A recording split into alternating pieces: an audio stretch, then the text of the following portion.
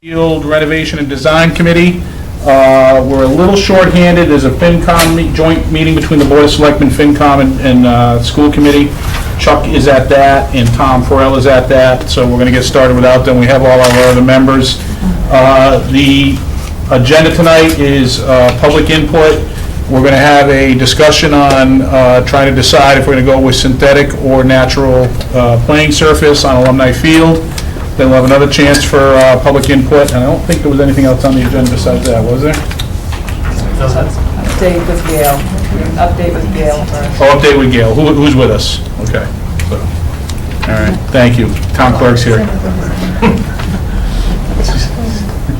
Do you go to all the meetings or just ours? I want to feel singled out. So. All right, is there any public input at the beginning of the meeting? There will be other opportunities, but if you have anything you want to bring up? Yep. My name is Trina Miller. I live on Russell Street. I just wanted to bring a few points up regarding synthetic surface for the field and just share my opinions on it before you enter the decision. I'm a mom to a couple of youth sports players. My oldest has been playing soccer for a long time. He plays soccer year-round.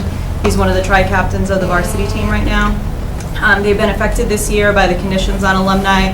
They weren't able to play 1 or 2 evening games there because of the conditions and the concerns of other towns and other ADs. So it's definitely affected him. He's been playing soccer year-round for a long time, seen a lot of games at Lancaster at the turf there. He's played there in the snow, he's played there in 100-degree weather, and artificial turf stands up to all of those conditions. You can play on it year-round. He has practice in the winter with his club team. They move the snow off the surface. They practice outside during the winter. So I just want to register my support for synthetic turf. I think that it'll be a big benefit to our town. It's going to give us a lot more playing time across all the different teams, all the different sports year-round. Opportunities to rent it out even in the winter as long as we can clear snow or if we don't have a snowy winter.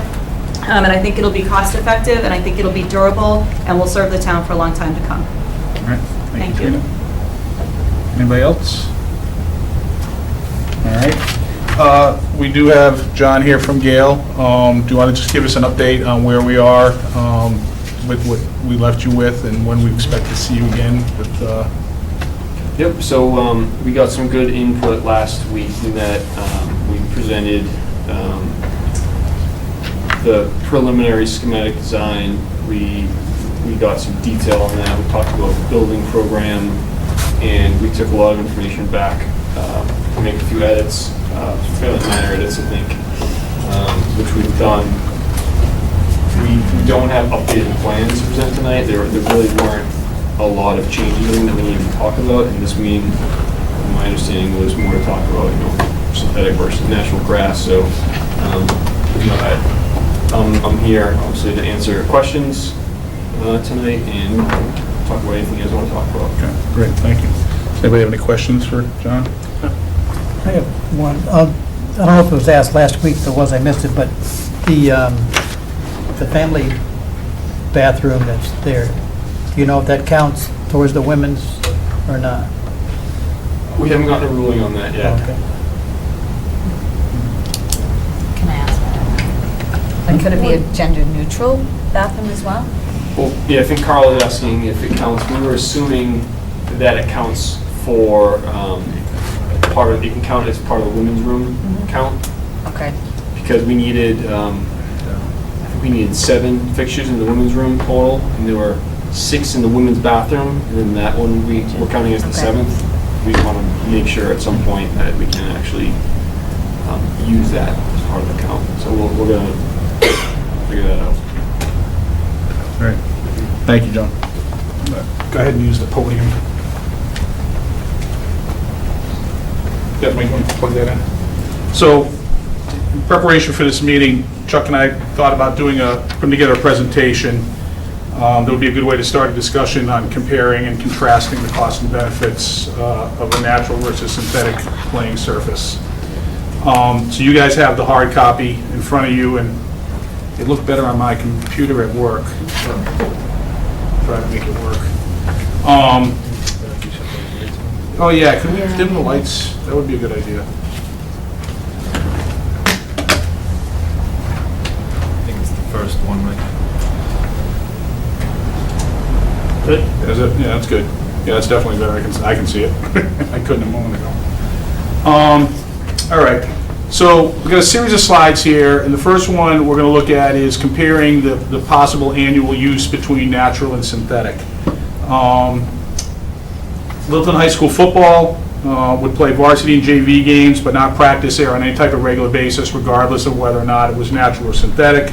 They might use it late in the season when the field conditions up at the high school weren't ideal for practicing late in the season, but that'd only be a few times, so we didn't bother to model that in here.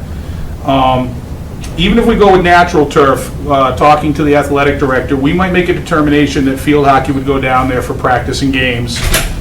It'd be a newer field with hopefully a higher quality of play than currently found at the high school, and it has the bleachers and other amenities for fans. If that happens, there'd be 50 games and practices, assuming a 12-week season, 5 days a week, which would be 60 days total. But we deducted 10 days for away games. The varsity and JV field hockey team travel together, so when they're away, they're away. We assume the practices and games would be 2 hours in length for the purposes of the model. However, if it rained on a day, they wouldn't use it if it was natural surface, so we deducted some hours for that eventuality. With synthetic, we don't have that concern, so it's a little bit higher count for field hockey on synthetic than it is on natural surface. The boys and girls soccer teams currently play a couple games at Alumni, and if it were natural turf, that wouldn't change. But we don't see, we probably wouldn't increase it. If it did go to synthetic, talking to the athletic director, he projects 4 to 5 games per season for each team. Again, assuming 2 hours, that'd be about 10 hours of play for the varsity soccer programs. Girls lacrosse currently plays down there on the natural turf, and again, we assume that we would leave them down there for practice and play. 50 games and practices, again, assuming a 12-week season, 5 days a week, which would be 60 days total, but we deducted 10 days for away games. Also deducted time at the beginning of the season, because often when the season kicks off, the fields aren't thawed and or dried out yet, so they typically are in the gym, and that would remain the case if it was a natural grass field. With synthetic, they'd be out there on the first day, so again, you see that count is a little bit higher for synthetic versus natural for the girls lacrosse team. We would not consider having boys lacrosse use Alumni if it was a natural turf surface. If it were synthetic, the model assumes the same assumptions as the girls, so you'd get about 100 hours of play on 50 days of games and practices at 2 hours each out there for them. That would take care of the high school programs. If we go to the youth sports teams, if it's a natural surface field, youth football right now plays about 10 days of games on it, but they don't practice on it, and that would remain the practice if we had it natural. If it did go to synthetic, then we would plan on putting about 40 practices on there. So between the games and the practices, it would go up from 15 hours if it was just games to 95 hours if it was youth football for practice. That assumes that they would have 4 2-hour practices a week in August and 3 2-hour practices a week in September and October. So that's 80 hours of practice plus the 15 hours for the games would be 95 hours for football. Youth lacrosse would not use Alumni if it was a natural turf surface. We don't feel it would sustain that type of wear and tear. If it was synthetic, the model assumes that they would use it 5 nights a week for 3 hours for 12 weeks for practice, which is 180 hours. And they would use it 5 hours each Sunday for games for 12 weeks for another 60 hours for a total of 240 hours. Right now, there is no real use on Alumni by youth soccer, and when we talked to Gary Austin, who's here tonight, he did not foresee any immediate need for access to Alumni if it were synthetic, although the possibility would exist to use it on Saturdays, as right now none of the high school or youth sports teams would typically be scheduled for Saturdays, but for right now, the model assumes that youth soccer will not use Alumni on any regular basis, regardless of if it's natural or synthetic.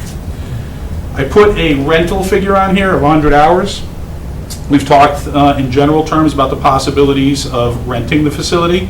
We haven't really done a significant amount of work to really nail that down, but this is a fairly conservative estimate. It just assumes that for modeling purposes that it would only be rented in the summer during July and August when youth and high school use is at an ebb, and it assumes 10 hours a week for 10 weeks, so 100 hours of potential rental. Given all that, you can see that the difference between the annual hours of play, depending on the surface, ranges from 217 hours a year for natural to 779 hours for synthetic, which is a difference of 500 and, does that say 58? Sorry, 775, so 558, about, 250% more use synthetic versus natural. The next slide takes a look at the annual maintenance plans. What we did here, the labor figures that you see up there under the, the natural surface are input from the highway department about how much time they spend strictly on alumni. And on alumni, not on jet fuel, just on alumni. So you can see that, can't really read that with this one. 66 hours for mowing the playing surface. They do about 50 hours of time watering, which is mostly moving the cannon, setting up and moving the cannon around. We don't pay for the water down there when we irrigate that field because it comes out of that pond that's over there. 26 hours for painting the football lines for the entire season. 26 hours to paint the lacrosse lines in the spring, and about 12 hours to paint the soccer lines for the varsity games that are played there in the fall. They spend 7 hours to do slice seeding and aerating on an annual basis on alumni. That's a total of 187 hours. The average hourly rate for the employees that are assigned to fields is $23 an hour. So the total labor cost is about $4,300. For materials up there, for the currently for the natural surface, there's $1,400 for paint for football, $670 for paint for lacrosse, $290 for paint for soccer. $490 is spent on fertilizer, $270 on lime, and $175 on seed. So the total material costs are about $3,295, and you add that in with the labor costs, and we're at about almost $7,600 currently spent on labor and materials on a natural grass surface at Alumni. For synthetic, for the model, what we did was we assumed that they would brush the field with the equipment that is purchased as part of the contract.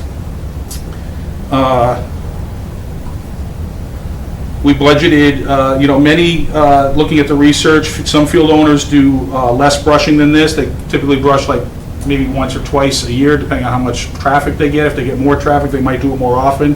What we budgeted here was 2 hours twice a month during 8 months that the field would more or less be open.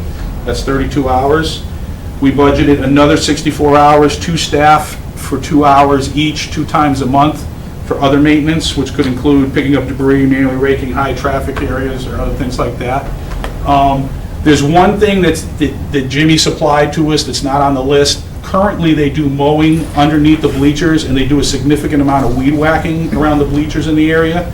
That would go away regardless of whether or not it's synthetic or natural, because of the base of the bleachers and the paving that's going to be done for walkways and stuff. So I didn't put that on there. I just wanted to let Jimmy know I knew he does that, and I didn't want him to think we ignored that. The other thing that obviously for if we do synthetic, then the materials go away, but they would be replaced by what we think would be, and for the modeling purposes, what we decided to do for this effort, and this is all up for discussion, but if you do a contract service for deep cleaning, and we got some information from Gale, they have a firm that they recommend to their clients who offers, their top plan is $850 each time they come in to do a deep clean, which includes inspecting high traffic areas, replenishing fill if necessary, inspecting seams and repairing up to 100 feet of seams if they need repair, groom to level the infill, soften and decompact the field and straighten the fibers. They remove all ferrous metals with a magnetized machine, and they sweep all loose fibers and debris and provide a full report on the status of the playing surface. Done twice a year, that would be $3,700. I talked a moment ago about the potential for rental income, and we've also seen a significant and fruitful effort towards fundraising by interested citizens already. To this point, they've already raised over $10,000. Seeing that result and adding in a conservative estimate of rental potential, it seems reasonable to assume that contracted maintenance for at least twice a year, and even a third, could easily be covered and funded outside the budget required through the appropriation by the town or the assessment to youth sports, which is currently how we pay for the materials that are used on the field. So that budget line item for the modeling purposes is a zero. So the total annual maintenance costs for a synthetic surface would primarily be the labor provided by our highway department to do the brushing and other maintenance, which is about $2,200. The other thing that we want to keep in mind when we look at this is that there's a 90-hour reduction in labor between synthetic and natural based on the current level of support and maintenance done at Alumni Field. Primarily that's because they no longer need to paint the field and don't need to do the extra mowing and weed whacking under the bleachers. The hope is that this savings in labor could be directed to the extra effort on the remaining natural turf fields around Littleton. And it's also conceivable that the current amount of $3,300, which is used for paint, seed, and fertilizer and lime, and is funded through that assessment to the youth sports, could be directed in part or full to additional materials for the maintenance on the other natural turf fields. Next slide, we start to look at the total cost, including the installation, and comparing those two. So what we did is we took the section of the cost worksheet we reviewed last week with Gail, and we took the section entitled NPR Synthetic Turf Field, which is for the synthetic in the last update that we got from Gail is $1.7 million. They provided us with the same spreadsheet with that section changed to NPR Natural Turf Field, and it's an estimate that they've used and for other projects, and they fit it into the square footage for Alumni Field. That total estimated cost of initial installation on Alumni Field for natural turf would be $926,560. Now that includes the demolition, site prep, drainage, all those things are in there. The bleachers are part of that particular section of the worksheet. So that's not strictly the materials on the playing surface. It includes the materials and labor and work to be done to redo that part of the facility. Again, not jet field, it's not the concession stand, it's not the parking or anything like those are separate line items on the worksheet provided by Gail. But the part that they consider the field part of the project, the Alumni Field part of the project, those are the cost differentials right there, 1.7 versus 926,000. All right, and then we took the maintenance numbers that we showed on the previous sheet and just multiplied them by 10, just to go out for a 10-year comparison, which is a estimate on the potential life of the synthetic turf field. And you can see the total costs are about $1 million for natural to install and maintain at the current level of spending that we maintain it at, versus $1.7 million for synthetic. We then took the hours of use that we looked at and multiplied those out by 10 years. However, for natural, because we have to allow the field to grow in, that's going to cost us at least 2 growing seasons, which is defined as either a spring or a fall. Really, it could be 3 or 4, but for the purposes of the model, we'll go with 2, which is about a year. So that's 2 different sports at the high school level that can't use the field for that purpose. And what I did was I just deducted out the field hockey and girls lacrosse. So I took out 217 hours for that, and after you adjust that down, over the 10 years, you would get about 1,900 hours of play. We don't have those concerns for the synthetic field, so that total stays at the 7,750 hours. And you can see that when you divide the cost of installation and maintenance over the 10 years by the amount of use, projected use we expect to get out of each surface, there's a significant difference in the hourly cost of use. For natural, it's over $500, and for synthetic, it's about $224. About a 56% decrease in terms of the hour costly use between the 2 types of surface over the 10 years. The next slide, because we've heard some talk about, well, what are we going to do about replacing it? And we assume 10 years. So what we did here is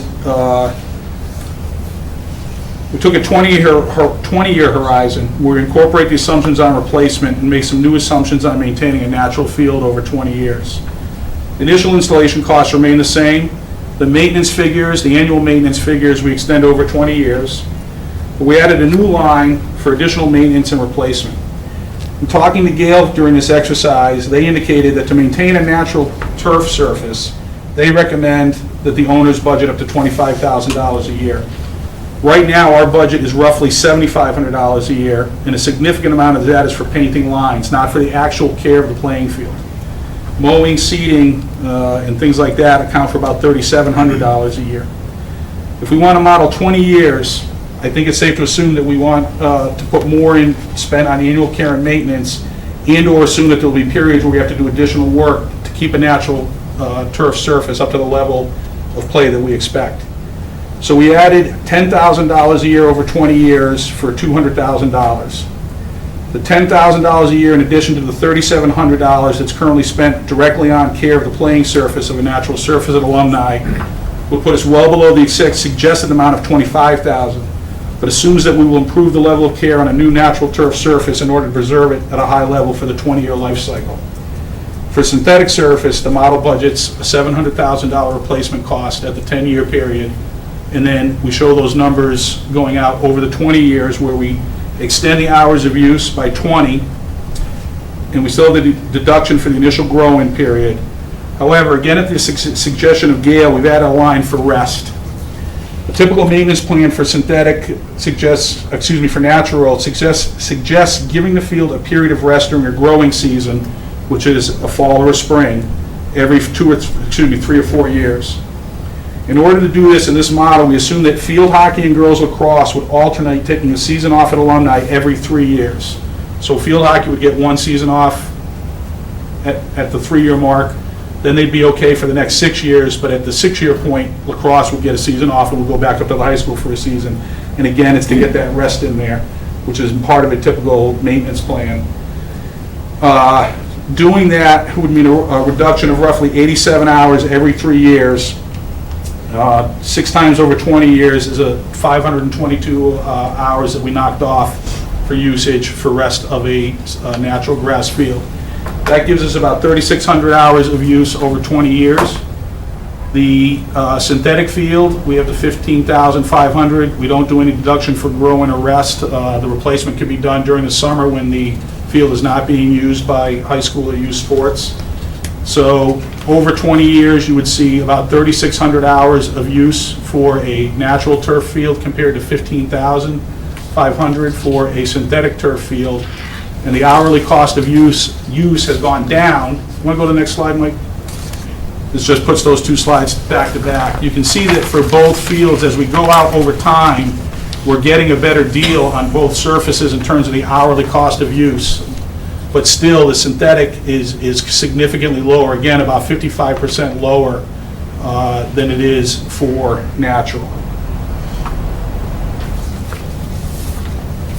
So as I said at the beginning of this presentation, the idea was to take a lot of the information we got this summer from various parties on the different costs and benefits of natural and synthetic playing surfaces. While a lot of the info in here reflects actual real-world conditions at Alumni as provided by the Highway Department and the Athletic Director as well as Gale Associates, admittedly there are a lot of assumptions that are open to interpretation, but that's always the case when we're doing some kind of modeling, especially when the time horizon is out as long as this one is of 20 years. Having said that, I'm certainly willing to entertain discussion and comments on what we've shown here, and hopefully we can use that to kick off a good discussion here. So that's the end of the presentation. I'm going to go sit back down.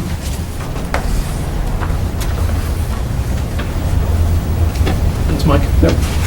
What I'd like to do is go ahead and have a conversation amongst the Afrac members, and then when we're ready, we'll go ahead and open it up to the members of the audience.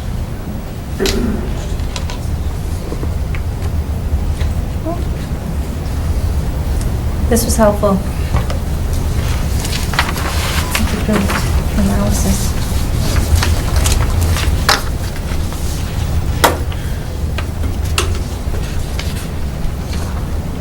Thoughts, comments? You going down the line? Or We can do it any way you want. You want to go down the line? You want to start with Mike Prue? It was a great presentation. I think,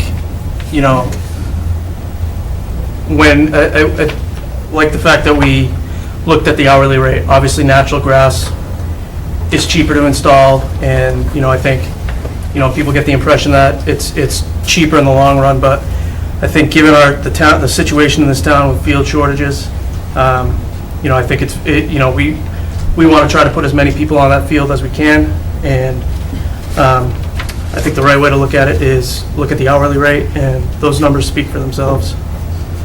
I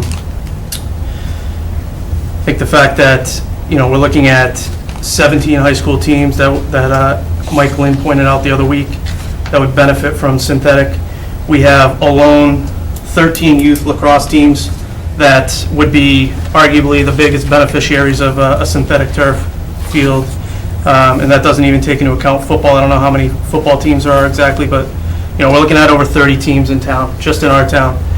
Not to mention, all the teams, all the communities we're bringing into Littleton to, that are playing on our field, all their spectators, although that's more infrastructure of the facility itself. But, I think the benefits of, my personal opinion is the benefits of synthetic for the situation we're in right now far outweigh the benefits of natural.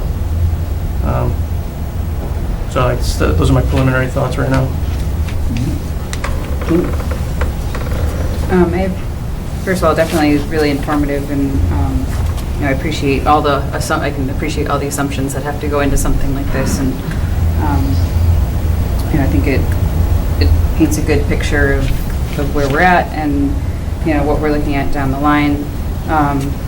One couple things that I had some questions on. It looks like the fundraising is only assumed if we do a synthetic surface. Is that on purpose? I mean, I think that we've had natural grass there for a long time. Sure. And always been fundraising for that.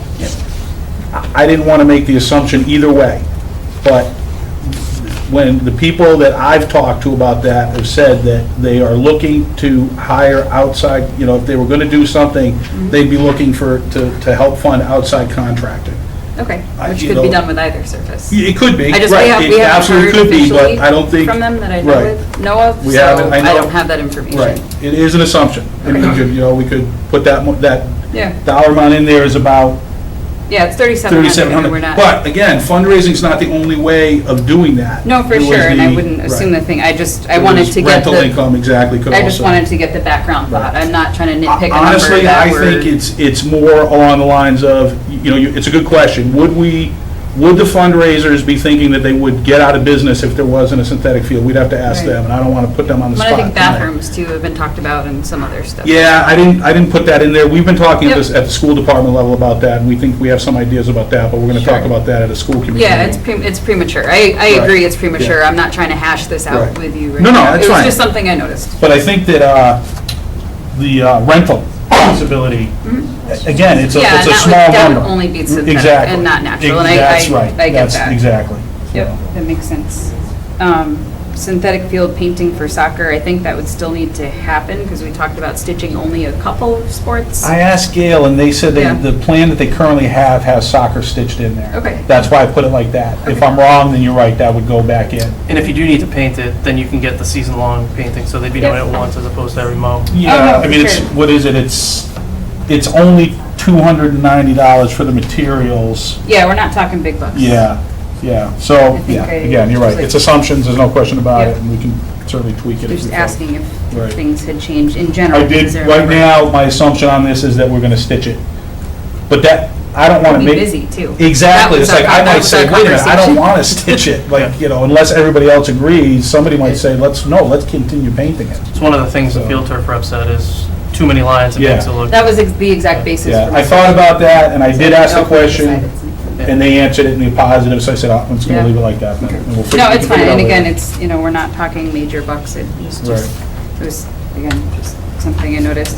I was also wondering, so it sounds like that, so if that contract will kind of spot fill, infill areas, does that mean we never have to do like the full field replenishment, which is something I've heard other towns have had to do?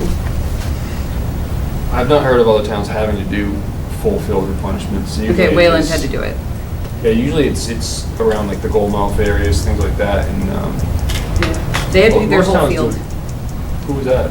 Wayland, they had to do their whole field to something like 1/8 of an inch. Really? I wasn't aware of that, yeah. Well, usually it's in specific areas where it gets displaced. Yeah, okay. But yeah, if you hire it out, most towns do it themselves. You get an extra infill material anyhow, the initial installation, quite a bit of it. So most towns will do it themselves, but if you hire a company, I think you assume twice a year, they'll basically do that for you. Julie, could that have been a factor of how their maintenance program and how they continue to rake back or, whatever? Yeah, I know they were, their initial field installation was very early on in the process, and it was also a gift from, a donor, it was Wayland, so it was a gift from a donor, and so I don't think there was as much conversation and thought put into the maintenance, so I did get the impression that they, had to be a little more reactive with their maintenance, so that absolutely could be why. But I do remember speaking with their DPW and asking about that, and he said that was a kind of a larger expense. If they plow the fields and don't do it properly, that can... Yeah, I think they did that. I think they had like So, stormwater washing the field out, because I don't know if it was draining. I mean, Yeah, it could be. I know there are many, many factors, but that was one thing that I've had in my head as an absolute cost, and it sounds like perhaps it's not. Right. That's my question. Okay. All right. That's all I got for the presentation. Cool. I think this is an excellent analysis, and I think you did a good job of trying to anticipate all the variables. And just from the standpoint of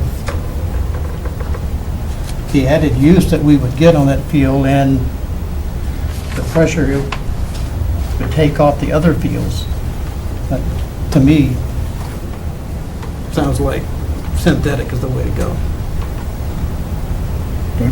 Melissa? I agree, this was a really helpful presentation. I just have a question on the contracted deep cleaning. If we were doing a good job keeping up with the raking, let's say, I know at one point we talked about, maybe at the end of a week that coach is responsible, whatever the idea is. Can we reduce that to once a year?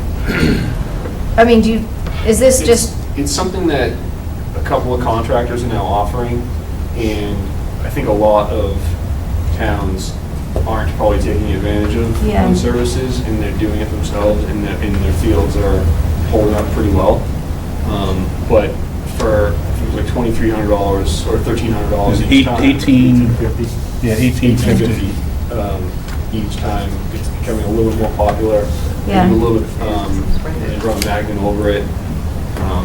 Like Mike said, they check all the seams. They do a little bit more than what the typical facilities department would probably do. So it's not set in stone. You don't have to do it twice a year. It'd be nice to do it twice a year. Maybe you only do it once a year, or maybe Yeah. if there are no issues and the facilities people keep up with it just fine, then you wouldn't have to do it at all. It's optional. It's Okay. nothing that would really void the warranty of the turf or anything like that. Not doing professional deep cleaning, Okay. as far as I'm aware of. Okay, thanks. The only other comment, I mentioned it a couple weeks ago, is it'll be nice to have the potential to have a youth field hockey program someday. We have no option for that, right? So this is the only way we could ever get there. So personally, that excites me.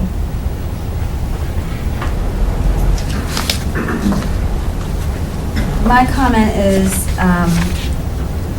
having experienced it with weather conditions and cancellations and seasons starting one day before they begin, I think the possibility for having synthetic will definitely open that up. So specifically lacrosse can start on time and not feel like they're behind the gate. And once they start and they're behind, you feel that way through the whole season. So I think that's a real big plus. And for field hockey, the potential for a game changer is amazing on synthetic, and I can't see, though it might be good on that natural surface, but not as much as it will be for the synthetic, and I think that makes all the difference in the world, especially for a team that's so successful and the kids are so dedicated and the coach is so dedicated, they deserve a nice place to play. Good job on the presentation. Sheila mentioned the cancellation of the lacrosse in the beginning of the season. Yeah, that's a problem for JV and varsity lacrosse to practice in the gym and not get outside. And the fact that we would prefer to go away for 2 contests instead of having a home game. Synthetic is a win. Have a few comments. I was trying to be informative up there and not take too much of a particular point of view. It was a good exercise to go through crunching it out like this, because it confirmed what I kind of intuited as we gathered information over this summer. But the things that jump out at me is that, one thing is that because the annual maintenance is less in terms of dollars, there's a part of me that assumes that the integrity of the playing surface is at less risk, because if we get into a town budget crunch, it's less likely that we're going to lose that money or lose a piece of it relative to what we, and also the other part is labor, on the amount of maintenance that would truly be required to do a natural grass field. So I feel like it's a hedge against having to worry about that we can't, as a town, meet the obligation that we have to keep the surface at a high playable level. I think that risk is hedged, not eliminated, but hedged with synthetic rather than with natural grass. The other thing that it comes down to me, I like the idea of maximizing our investment. And as I said, the total cost of the installation isn't just the playing surface. There are other things that are associated with that. But if we're going to do those things, it seems to me that the wise thing to do would be to get the most benefit that we could get out of it over time. And the way to do that is, if we go with synthetic, we get more teams out there, we get the youth sports out there at a much higher rate of participation than we would if we go with natural. So even though it's clearly more money, there's no getting around that. The return on the investment in terms of the benefit that the town would get is also, you can't refute it. It's right there in black and white. And that's, gives me, a real reason to support synthetic. But here's what it comes down to for me personally. It's the boys lacrosse program. We can't fix that problem the way with the amount of capacity that we have. There's talk about getting more fields online. That would be great, and I don't necessarily think that the fact that we're doing alumni field should preclude that effort or process from going forward. But even if we do that, the only way to really handle a boys lacrosse program on natural grass is to rotate them around to different fields year by year by year. Say 3 or 4 years, 3 or 4 different fields they can play in. But are we going to rotate the boys varsity lacrosse program to different fields across town where there may not be facilities, there may not be amenities, there's certainly not going to be bleachers, big bleachers, lights, and and that's if we get the fields online, or when we get the fields online. I don't see that happening. If we started today, if everything was approved today, we probably wouldn't have a field online for another 2 or 3 years. You've got to do the build, you got to do the grow-in. I just don't see it happening in a timely basis, and we're not starting today. That process might not start for another year or 2, or it might never happen. Because we have a vibrant boys lacrosse program, we need at least one synthetic surface in Littleton. There's just no way of getting around it. The problem at the high school is, you can't shift them around at the high school because the grass you would put them on, there's a lot of grass up there. You could conceivably move them if you didn't bother playing baseball or softball every spring. No problem. We could just move the boys lacrosse field one big section at a time. Every year they'd move to a different spot and then rotate back at the end of 3 or 4 years, and that would work. But I don't think the baseball team and the softball team is going to like that. And I don't see, there's no way to do it at the high school. We don't have any other space in town right now to be able to do that kind of rotation, and I don't see it coming up. So I think that we need at least one synthetic surface, and it sounds like Alumni is the right place to put it right now, and that's why I support that. All right, anything else for the moment, or do we want to open it up to the floor? All right, I would just ask that we go ahead and use the podium just because the microphone's on, and everybody at home can hear you. So anybody who has any questions or comments on the presentation or on synthetic versus natural in general.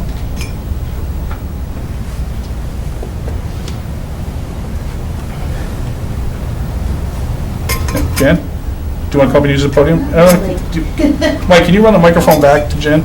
Sorry, Jen, there's no microphone over your head. Okay. So this one, we'll take this to you.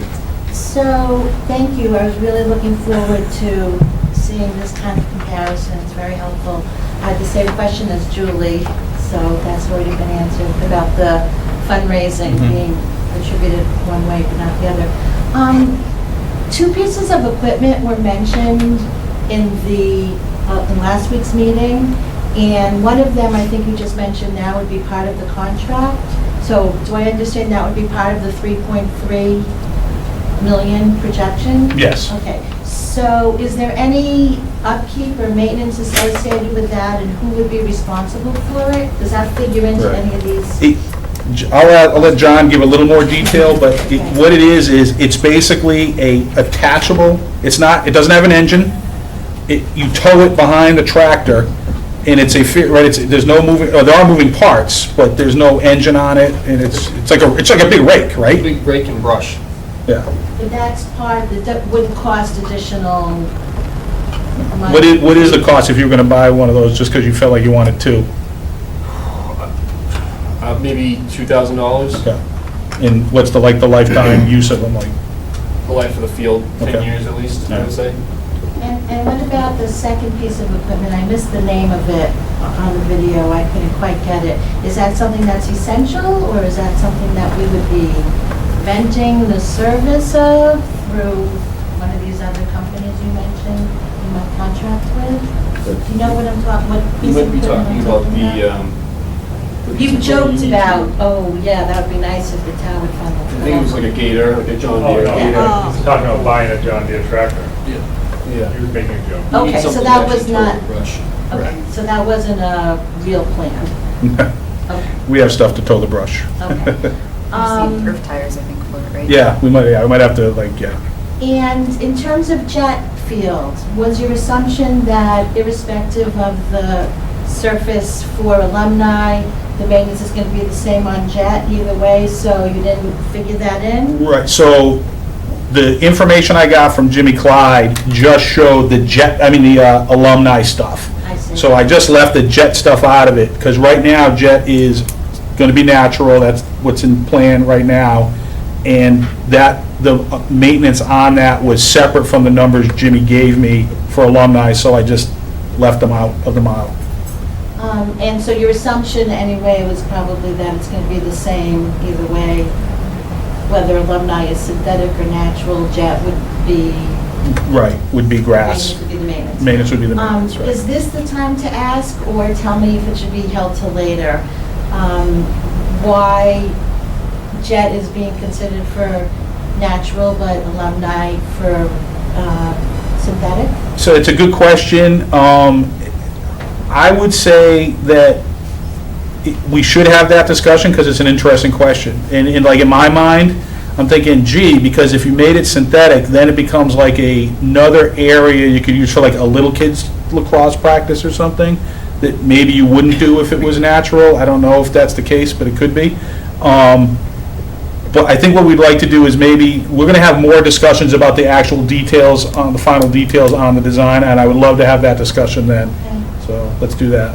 I know I had 3 other questions that I had emailed somebody, but I don't unfortunately have my phone with me, so I don't have them. But maybe we can do that after your presentation. We take that microphone away, we're not bringing it back. I can find it. No, I'm only I'm not kidding. sure that's allowed. It's not allowed. I wouldn't do it anyway if it was allowed. All right, Okay, but for now, those are my, okay. Maybe somebody can look that up for you and we'll get back to it. Did we come in at the tail end of maintenance talk? I just heard a maintenance question, that's the only reason why. Only because we just came from the You financial are- committee. I am Jackie Sagal from the Neshoba Road. Thank you. And Jillian, Sean, and I just got back from the FinCom meeting to share with them that we, and there's several of us in the room here, have assembled an alumni field maintenance fund committee. It's non-sanctioned, clearly not affiliated with you folks, just in support of the town's investment into the alumni field renovation. And we are comprised of about a dozen marketing and business professionals that all reside here in Littleton. And we have been meeting since June, and we've developed a strategy and an organizational structure. And we have 3 primary kind of buckets, if you will, that we are working off of. We have corporate sponsors, events, and private donations that we have developed strategies for each and began executing against those. So far, you've probably heard of 100 Good Men, if you haven't attended, I've heard of it, at least on social media. The Rock of Ages, we've received some private donations. We received donation from Littleton Police Union. And since September 22nd, and I think it's October 18th, we've raised $15,000. And our goal on an annual basis is to raise 50. And with the strategy that we put in place, we believe it's going to be a very attainable goal to reach. And for us, it's earmarked to supplement, not provide in total, supplement the maintenance of the Alumni Field facility, which we know is going to be more than just a football field, or, it's the 2 fields and all the amenities that are being put into place. So if we were talking about how much maintenance costs, we were here to say, we're here to help, and we're ready moving forward, and things have been very positive, things have been moving very quickly for us. We've got some great introductions to corporate sponsors. In fact, 100 Good Men had 6 corporate sponsors right out of the gate. So we're in very good shape immediately, and we meet regularly. It's all been very good and very positive, so I just want to let you guys know that we exist, and that there's money in the bank already. Great, thank you. We did talk in general terms about, we thought that between the effort that we knew was, we didn't have the details, that level of detail, but we did know that it was ongoing. But we also talked about the possibility of rentals, and we felt that between the potential rental income and potential income from fundraising, we felt that one of the numbers we talked about was if we did a outside contracting for deep cleaning services, that would be about $3,500 a year. And we thought maybe between those 2 revenue streams that could be covered instead of being budgeted as part of the... I think it's important to know too that what we're looking at is not just an initial investment, it's an ongoing yearly money that will come in that will also hopefully go towards supplementing the actual replacement of the field when it so needs, whether it's 10 years, 15 years, 20, whatever it is, that there is money that will start to go accumulating into there so that it isn't such a heavy nugget to have to come up with when it's time to replace that. But I think the key being supplemental, because it is a town investment and it should be a town replacement. And so we are looking to simply supplement, and I think that's the key word here. We're just a group of citizens trying to help out. Great, thank you. All right, anybody else?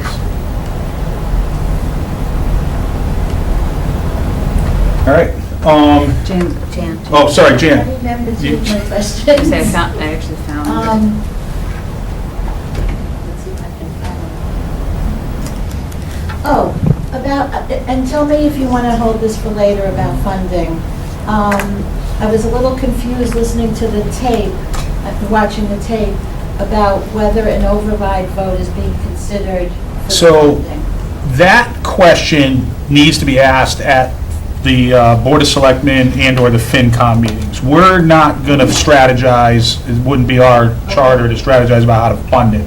That would, now, if Chuck, who is a member of the Board of Selectmen, if they made a determination or had discussion about that, I'm sure he would come here and tell us about it, but it'd really just be relating it, and I don't think we would be expected to weigh in on that.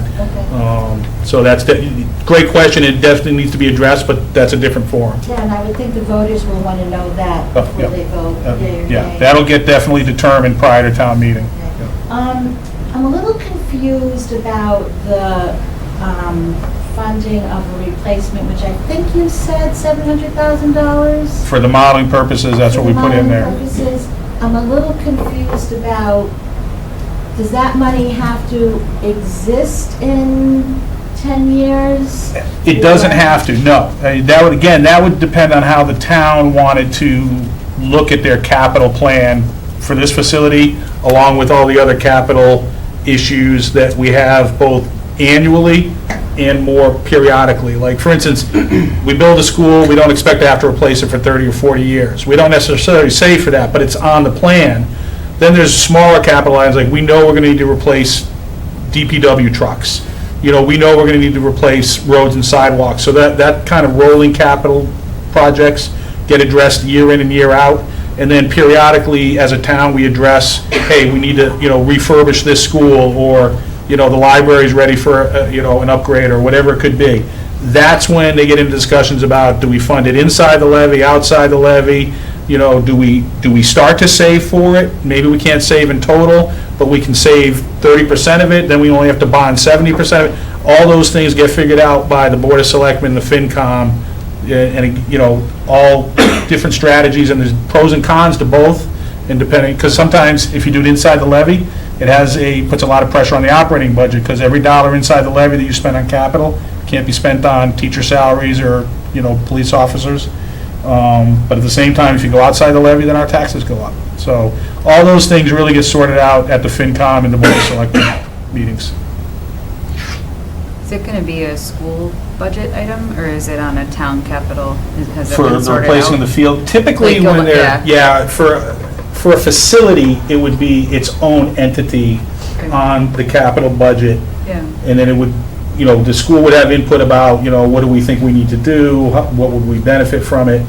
Because it's, we're one of the primary users of it. If it was a different facility, if it was a Council on Aging facility, the school wouldn't have any input on that. So, Right, of course. but it would definitely wouldn't be on our budget. We would have input on it. But again, the FinCom drives the capital budget and maintains the capital budget with input from the PNBC, the Board of Selectmen, and the different entities of the town, the departments that would use those Yeah. types of facilities. Okay, so we know it's not going on the school budget. The capital aspect of it would not go on the school budget. And for a synthetic field replacement, that would be considered a capital item? Yeah, that would definitely be, considered capital. Yep, yep.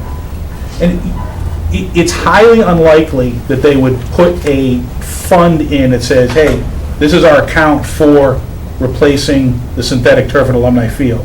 It would go into like the capital stabilization fund, which would have a big pot of money in it with maybe 3 or 4 different designations about what the selectmen think it's going to be used for. Right, and but then- it's selectmen, it's not like, do we choose teacher salaries, or do we choose? Exactly. That's It's my, that's separate. the No, source yeah, of my it's question. separate. It's separate. Okay. The operating budget is one thing, and then the capital budget is another thing. Capital is funded inside the levy, a lot of it. Sure, As a matter of fact, the whole high school is funded inside the levy. I've heard that. Yeah, so there's different ways to do it. But capital would be outside the operating budget and would typically be done separate from a particular department. Quick question again, just because I apologize for coming in later. I'm not sure if you guys had discussed, so Jillian Shaw, Sleigh Ride Lane, about the rental ability if this was to be a synthetic field, and commenting that to other towns that we've sort of talked to about what they're able to get for rental fees, and a lot of those rental fees are then sort of put away to replace those fields. I don't know if that was discussed. So for the modeling purposes, we made a very conservative estimate that we could get 100 hours of rental by renting it in the summer when it's not being used by the schools or the youth sports. And that's all we did for this exercise. I think there's a lot more legwork and homework to be done in terms of what the actual possibilities are. But at some point, they would, again, there's something to think about. We're here to design the field. And when it gets designed, and then if it gets approval at town meeting, we're probably going to be out of business. Then it becomes a question of, is it Park and Rec, or is it a consortium of Park and Rec and the schools that are going to maintain the facility, administer the facility, and it's, those entities that would then say, okay, we probably should think about rentals. How are we going to go about renting it? And, how do we market it? And how much do we really want to rent it? And all those kinds of things. But that would be separate from this body. But it'll happen. Even if ultimately, when I'm on these committees, we want to figure out, if we don't do it, let's understand why we didn't do it. Right. So we'll go through the exercise and figure it out. Jan? So, the maintenance that you've represented here for either side, how does that compare to the cost of current maintenance? So what you see here is the current maintenance for the natural. Okay. That's what we currently do. And that's a big assumption. That's probably one of the biggest assumptions that we made when we did this, is that we're showing what we currently do. We're not showing what we think we should do. We're not showing what other people are telling us what they think we should do. You know, we did, on the 20-year projection, we did say, well, we're being told we should do 25,000, let's put about 13,000 and go from there. Just leave it in there for the modeling purposes. But really, this is just showing what we currently do, and just assumes that we could do at least that. If we're gonna do more, we have to figure out how we were gonna pay for it. Are there weather conditions that you can't play on synthetic? Lightning. And snow, unless you wanted to plow it, but I don't see anything that we're doing that we would probably think we were gonna plow. We probably would just leave it, unless we got a big snowstorm right before the spring season was gonna start, and we thought that if we don't plow, we're gonna lose 2 weeks, then we would probably hire a contract service who knows how to do it, because we're not typically in the business of plowing synthetic turf fields. But that would really be on an exception basis. Chelmsford said they had to do it once, and they just threw a snowplow attachment on the gate. Yeah, They just- if you were a private entity, or if you were a public entity that just wanted to rent the thing out, every possible chance you could, and you had club soccer teams that practice in the winter, as long as it's a dry field, dryish field, then we would say, well, if we're gonna be in that business, we should be plowing the field, but I don't see us renting it that aggressively. I could be wrong, but, My last question, I Yep. think. You mentioned that once this is designed, that you wouldn't be responsible for figuring out these other issues. So how will that get sorted out? so that's gonna be, so we have the memorandum of understanding between the Board of, the Park and Rec, the Highway Department, and the school committee. And as we've gone through this process, those of us who work with the MOA on a regular basis are realizing that we probably need to revisit it, regardless of alumni. Probably need to revisit it and get it straightened out a little bit. But if alumni came online as a different type of facility, that would clearly get put into the MOA, and we would figure out who's responsible for what, who, you know, where the lines of communication are, where the lines of responsibility are. But that would be done, you know, after, there's no use to do it now, because we don't know exactly what it's gonna look like or entail. Once we get that figured out, then we'll go back and take a look at it and get it set as best we can.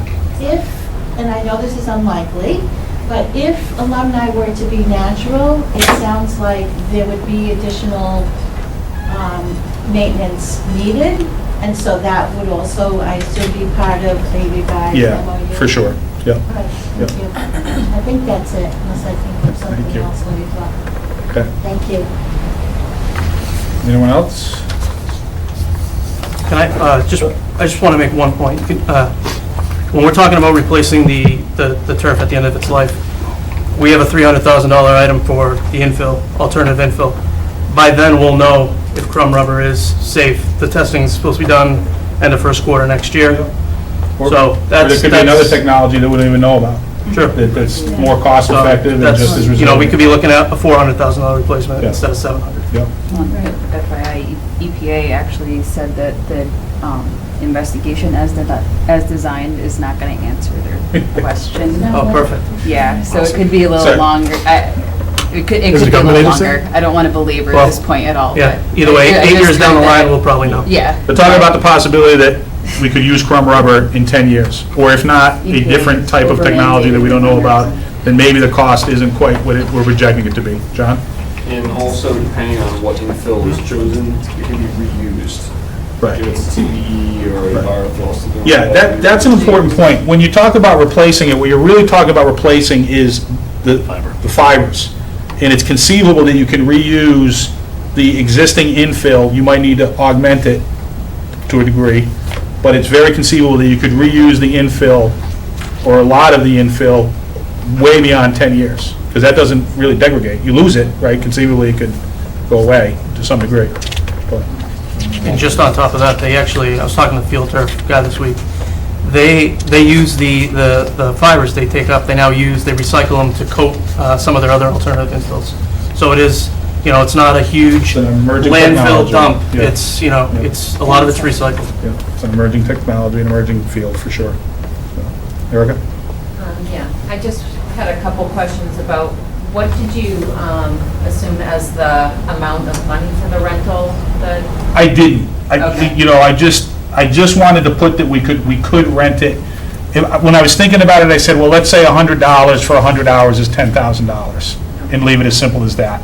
But I really feel like to think any more about it without actually doing the homework and getting some real-world ideas, it'd just be another assumption that would have, dubious merit. Hopefully it'd have some merit, but it wasn't really going to be, based on what I was trying to show here, material.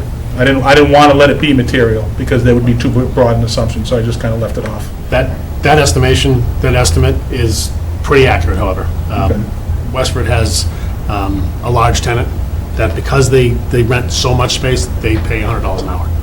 So it's probably a volume discount. We could probably get more than that, but it's a great conservative number to use as an estimate. I think that's the number that Lowell said that they used when they had the semi-professional trust renting as well. I know the facility we play at is 125, so an hour. I think that's more the norm, 125, 150, but I think that when they sign a contract and they get a longer, a guarantee for X number of hours, then they get about $100 an hour. And I was just wondering if the hybrid system that was talked about at some point was investigated at all, and if we have any figures on that, or? I didn't model it, Take a look that out. yeah. There's some negative thing that was. No, I remember when we discussed it, I remember it sounding like it was going to be the most expensive option. Cost prohibitive.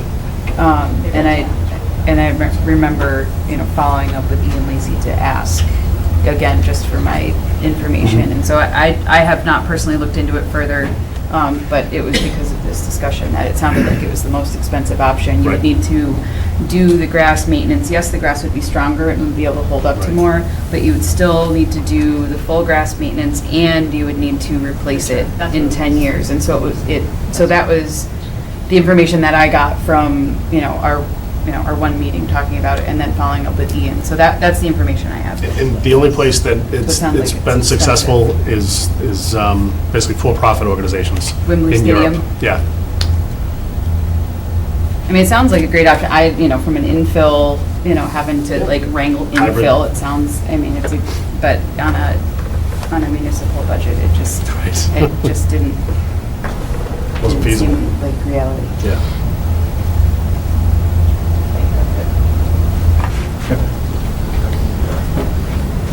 All right, welcome. Thank you. So we had a presentation, which you saw most of when I sent it to you. I was streaming your meeting at the Board of Selectmen. You weren't really, were you? Pardon me? You weren't really, were I you? really was. You're Keith supposed to was. say that? Oh. That's fine. I told people I was doing it. I mean, it's the money. I'm glad I didn't know that when I was doing it. No pressure, So I was texting then him. we had a discussion, we each put our 2 cents worth in. Do we want to come out of here tonight with a motion and vote? I think so. I mean, I think we're. I'm asking you because you weren't here and Tom Perrell's not here. I think we have enough consensus to go ahead and do that. But I was just giving you the courtesy because you I came. appreciate that. That's very kind of you. If you didn't come in, I was actually going to wait till the next meeting just because I didn't want to let you be there. But You want me to leave? no, That's not what you were saying? that's not what you're saying. No, I think that would serve everybody well if we came to a consensus, made a decision. It's going to be easier on Gail, not necessarily because it's not until really bids go out, really, right? I mean, they can. Yeah, but it helps us cost it. Yeah, cost estimates. There's a significant differential. Yeah, there is a differential. I think you're right, though. They work for a living, they're paid by us, but you're right, the town, I think, will be better. John doesn't need to served. sleep. You guys need Seems a overrated. cost estimate for town meeting. Yeah, don't we have to Yeah. get that? Yeah, so we kind of Yeah, need. That's what I thought we were disregard doing. what Chuck just said. One Sorry, other okay. question. If softball, if the high school softball were to move to Jet Field and have their practices and everything there, would that help the lacrosse situation?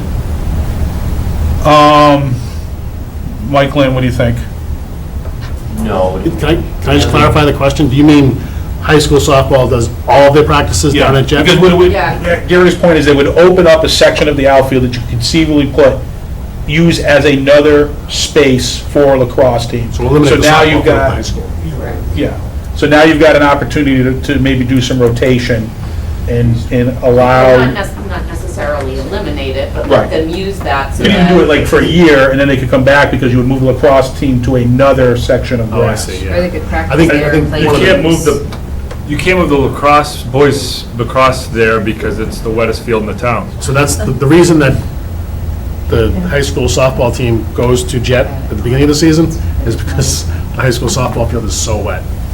So that's, It is a home it's plate. Mike, the major reason. what about why. the- Field hockey's still, they're wet, they're underwater sometimes now. What about the general orientation? Forget the fact that it's wet, if we were able to re-engineer it and get it dry, would the orientation of that facility, like, could you have the baseball team still there with the lacrosse team on that part of the field? No, you'd clearly be in left field and left center field with, if you tried to put a rectangular field. The field hockey field now is right in center and left field. Of the baseball field? Yeah. And it's over as far as it can be, as close to the softball diamond right now.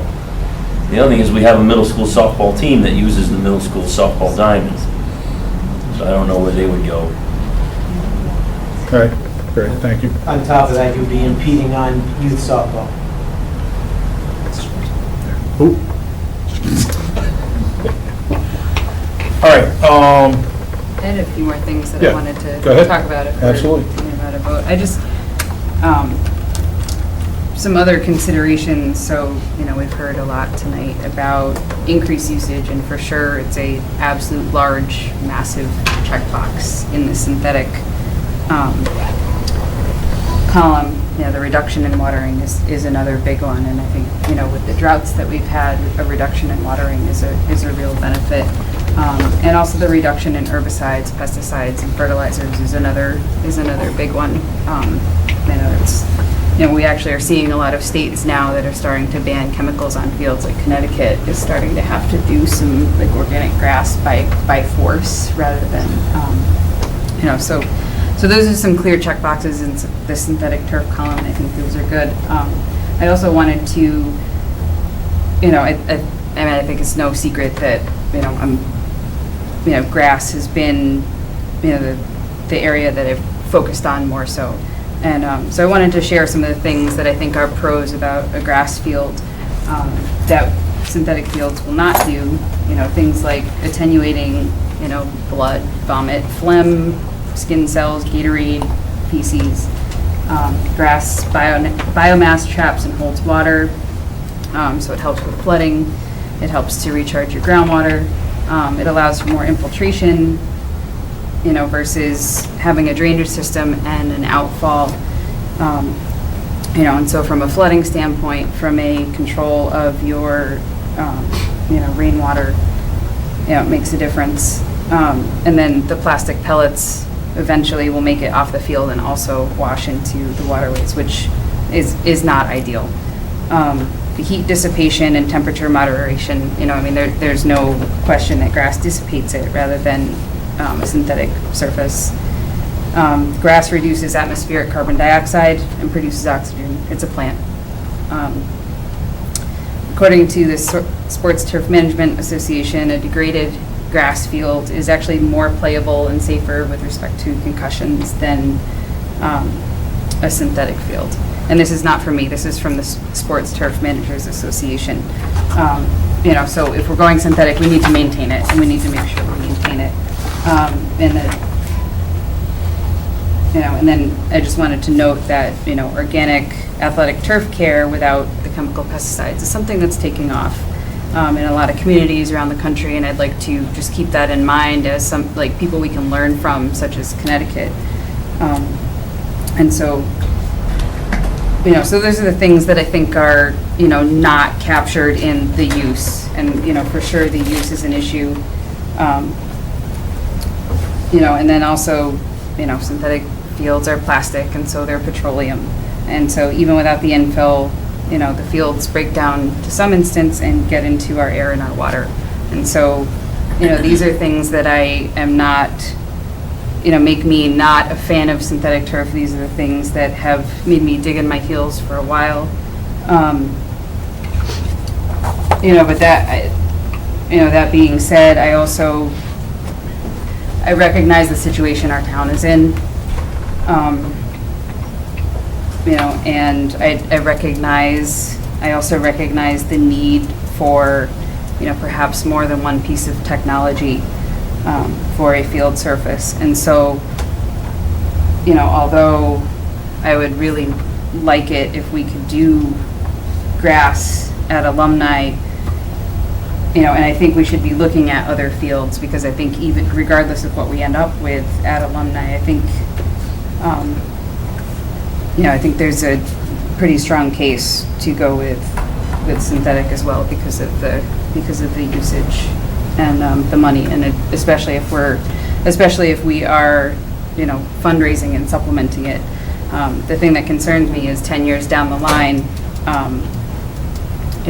my oldest will be starting high school, and so 10 years down the line, I don't want this You'll fight. be right back in. I don't want. Back in the hopper.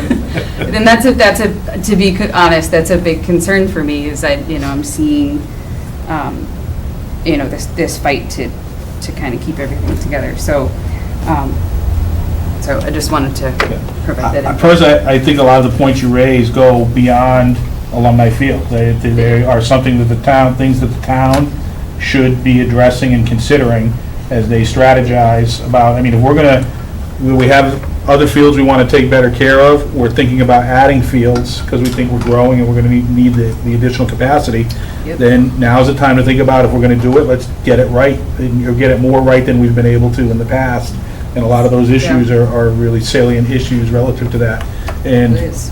I Penny wise, pound foolish. Yeah, Let's not. I appreciate, the point you made, that probably the right thing to do is think about having this one synthetic field, and let's see where we are and where we want to go, and we'll figure it out from there.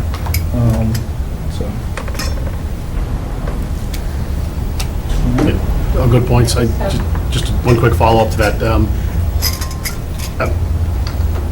Certainly, you've done your diligence throughout this whole process, and I will say, as the chairman of this committee over the past several months, I appreciate everybody's input, and especially the folks that I'm sitting up here with.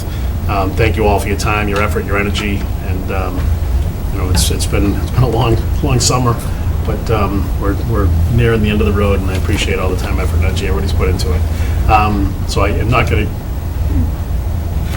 to accuse you of making false accusations, but I have a tough time with that statement that you made about degraded grass being better on concussions than I didn't, the synthetics. sports turf manager, I didn't say You're it. making the statement that the Sports Turf Managers Association, I'd love to see that statement, that what the parameters were within that, just because on a frozen surface, if Oh, for you sure. play, I mean. I don't think there's- they're talking about frozen. Exactly, so I mean, if you look at the whole, I don't think Yeah. that the GMAX or concussion or any injuries are going to be lower on a grass surface, and many of the contests that we play we're in New England, so the crowd's not as. No, for Touched on sure. that in his presentation. No, I hear you. I didn't make it up. That's- I no, promise I didn't make it up. I totally know you didn't. Right. But I just want to put that caveat out there that I don't know what the parameters were for that study. And I just want to say that there are certainly Yeah, some. right. The real world situations we encounter as athletes, adults, parents, often don't reflect what the laboratory testing, Yep. is going to show. Correct. And a lot of it is a well-maintained natural grass field is a nice place to play sports on. It really is. But there are, again, a lot of assumptions on that. Sure. Well-maintained, all that kind of stuff, and that isn't always what we encounter. And honestly, a well-maintained grass field also requires chemicals supplied regularly for like all the toxins in there too. I mean, so it's, You don't have to, and the grass attenuates that, so if you apply it properly, the grass actually uses it, and it shouldn't be in granules on the field. I realize that's the reality for our fields, and especially like the dirt areas on our fields. but realistically, we would be using fertilizer and chemicals to treat and deal with. Right, but we don't have to. So. Erica had a question. Yeah, Erica? I just wanted to ask a question about the synthetic maintenance. You had mentioned the raking once a week. When you is that just to smooth out the infill, or does that also collect debris? It's usually once a season, actually. Most towns do once a season. And it'll distribute the infill, and it'll fluff up the fibers a little bit. And that's with the groomer that comes with the turf. And then if you hire a company to do the deep clean or professional maintenance service, it's a little bit more than that. So- What about brushing? Is that the once a week you're talking about? Yeah, so I had read about how and Ian Lacy mentioned as well about how it needs to be debris picked or whatever, however you want to term it. I'm just wondering So, what bless you. that Yeah, entails. handpicked. Yeah, so, I mean, there's gonna be, not for me, but bobby pins, and there's gonna be stuff in the field, regardless of what field it is, whether it's a grass field or a synthetic field, so, don't laugh at me. That was funny. But regardless of what field we play on, I imagine we could get a magnet and we could run over it, but Well, it's that's one not of the gonna things get they offer in everything. that maintenance It package. is right? part of the package, yeah, to do a deep pick, is that what it's called? Yeah, they run a magnet over it. They pick up bobby pins and safety pins and things like that. The answer to the question is that regardless of how often you use the piece of equipment that comes with the purchase or the installation of a synthetic turf field, that is a combo brush and rake. It's one thing, and it rakes and brushes. And as John said, it's primarily designed to fluff it up and straighten the fibers. Now, if it pulled up some ace bandages that were left over, then you could scoop them up and get rid of them, but you would have to do it. Somebody would have to go through and get it. The machine itself won't do it. And that's why, I had some hours in there for other maintenance. And my assumption would be that, we would be trying to strategize about how to keep it as clean as possible with the, labor that we have at our disposal for this, and not, so I put something in there for that. But again, we've talked about how we would expect the youth teams that use it, and there's an expectation for varsity teams to police their areas, so hopefully, if we put all that plan together, we'll be in, pretty good shape. Much be happening now. All right? Anything else? All right? Yeah. Oh, sorry, George? Mike, George, do you mind, I know who you are. Can you tell everybody else? George Ogilvy, 146 Thank you. North State Road. Matter of fact, in Little. And how about, if you spill Gatorade, blood, or vomit, synthetic, can that be pressure washed at the time or shortly there afterwards before it is raked to get that out? Yeah, typically if it's something like that, Gatorade, it's a hose or bucket of soap and water. If it's blood, things like that. Penn State did a study a couple of years ago. They put staph and MRSA on different surfaces indoors and out. And what they showed was that the UV rays from the sun kills all that bacteria. So if it's grass or synthetic turf, if it's outside, you don't have to worry too much about any sort of bacteria. Again, it's typical cleaning up the bucket of soapy water or a hose. I think that what happens now on a grass surface, at events that I've been at, coaching baseball or whatever, if a kid gets a bloody nose or something like that, you take one of the water bottles off the bench and you kind of squirt it down. I mean, you don't want some other kid going over there and sliding in it or playing in it. So I think you'd use kind of the same common sense approaches and squirt it down just to cut it more than anything, I would imagine, but. There's specific disinfectants too that you can use on a synthetic surface. There are, yeah. There's a number of Yeah, there's, items that are marketed But, towards yeah. synthetic. But would it have to be done immediately after the game or immediately when it happens? Ideally, Depends on it would be location, how big. best for us to put a protocol in place that if somebody vomits or, I would hope that we wouldn't have to do that. I would It's a hope good that we'd be able to pull a protocol, hose. yeah. But if someone vomits or if there's blood, body fluids on the field, we pull the hose out and we wash it out and we use some soapy water. Probably do the same thing with grass though, you know? Mike Lynn gave us a good analogy.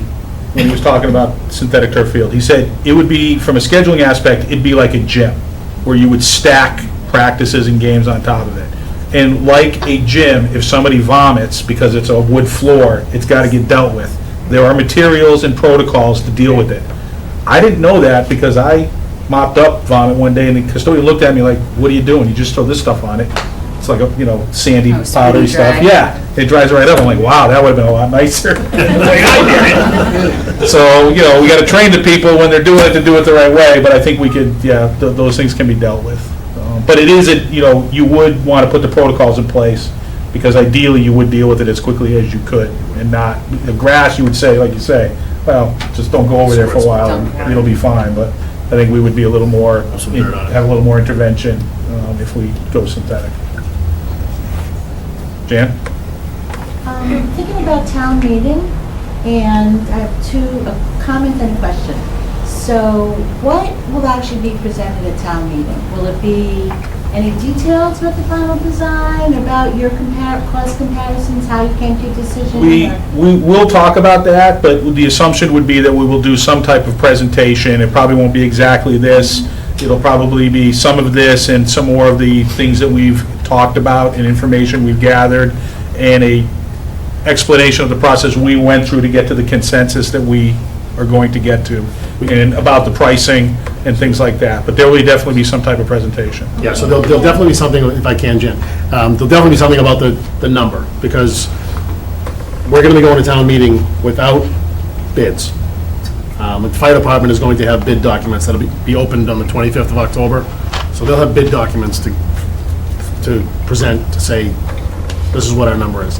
We're going with a professional who does this day in and day out, who's got professional cost estimators. That's going to get us, and we'll, like Mike said, we'll put together a presentation that shows that based on their cost estimations, where they've come in. And I've talked to a number of the towns where they've done business, where they've come in below the cost estimation, or, within 5%. So I'm confident that whatever number we come up with Gail is going to be a number that we can go to town meeting with and feel confident with it. It's not a common practice. We'd like to be going to town meeting with bid documents. For any number of reasons over the course of the summer, everything didn't fall perfectly into place. So that'll be part of the presentation as well. So one thought that I've had, and I don't know if you consider this in your purview or not, but I'm sure you know that some of the conversation about the timing is about the fact that the other fields are starting to be looked at. And so there's a feeling by some people that it's cart before the horse, and you guys should take a step back, let the whole thing happen, and then do this. So I think it might be a good idea for town meeting for you to explain why you think this is the time to go forward with it, and not wait, 6 or 8 or 9 months and let the full analysis. This is in fact the horse before the cart, and why it is the horse before the cart. Yeah, because, I'm just sharing. I appreciate that. Your view. Yeah, I think we've already had some discussions at our meetings about that, and one of the themes that's emerged is that we look at this as a facility issue, not just a field issue. There are aspects of this facility that none of the other fields are ever going to probably have. Right. In terms of the bleachers and the lights and, the concession stand, things like that.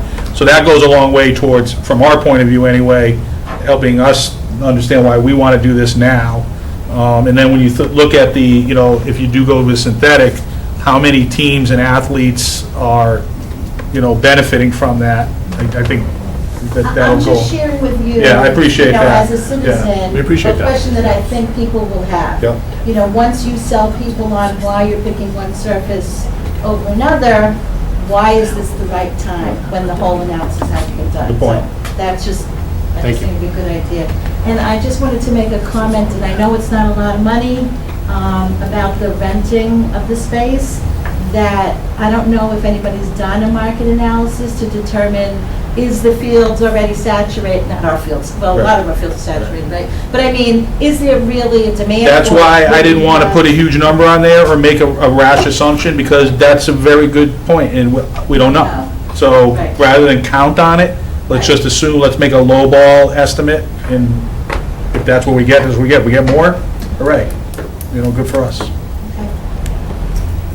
Just to kind of follow up on that comment, the question, at the the joint meeting I just came from, which was Board of Selectmen, FinCom, and School committee. School Committee, that's right, well, you were here, so a lot of these questions did come up, and FinCom, many of the members of FinCom went to a conference this past weekend, and it's basically training on how to be a FinCom member, and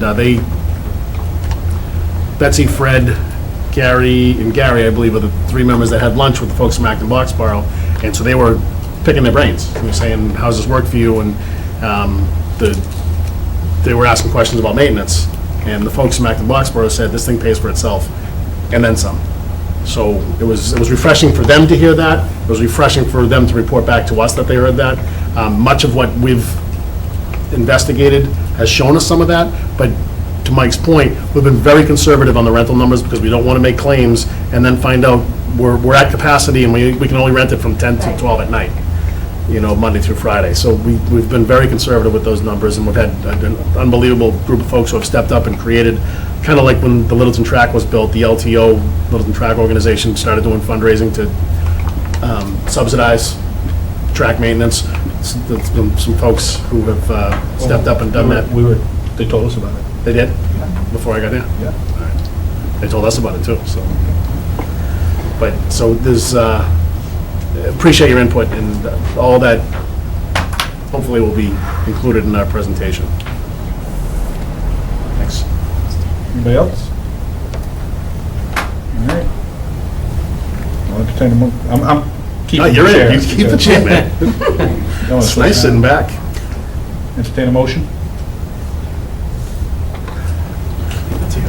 I've made a motion all summer, I kind of feel like I have to, right? I'll make a motion to support the use of synthetic turf for the renovation of Alumni Field. Second. Motion made and seconded. Any further discussion or comments on the motion, or? Do you have any amendments, anything people want to add to it, caveats? No? All those in favor? Aye. Opposed? No. No? You're opposed? Okay, one no. Because the way I worded it, or? No, I'm kidding. Well, Chuck, didn't you say this meeting was going to be at the pub? I guess it's being broadcast on the pub Yes. TV, No, which I know. I got confused, that's where I've been. All right. We've had a lot of public input, but we'll take some more.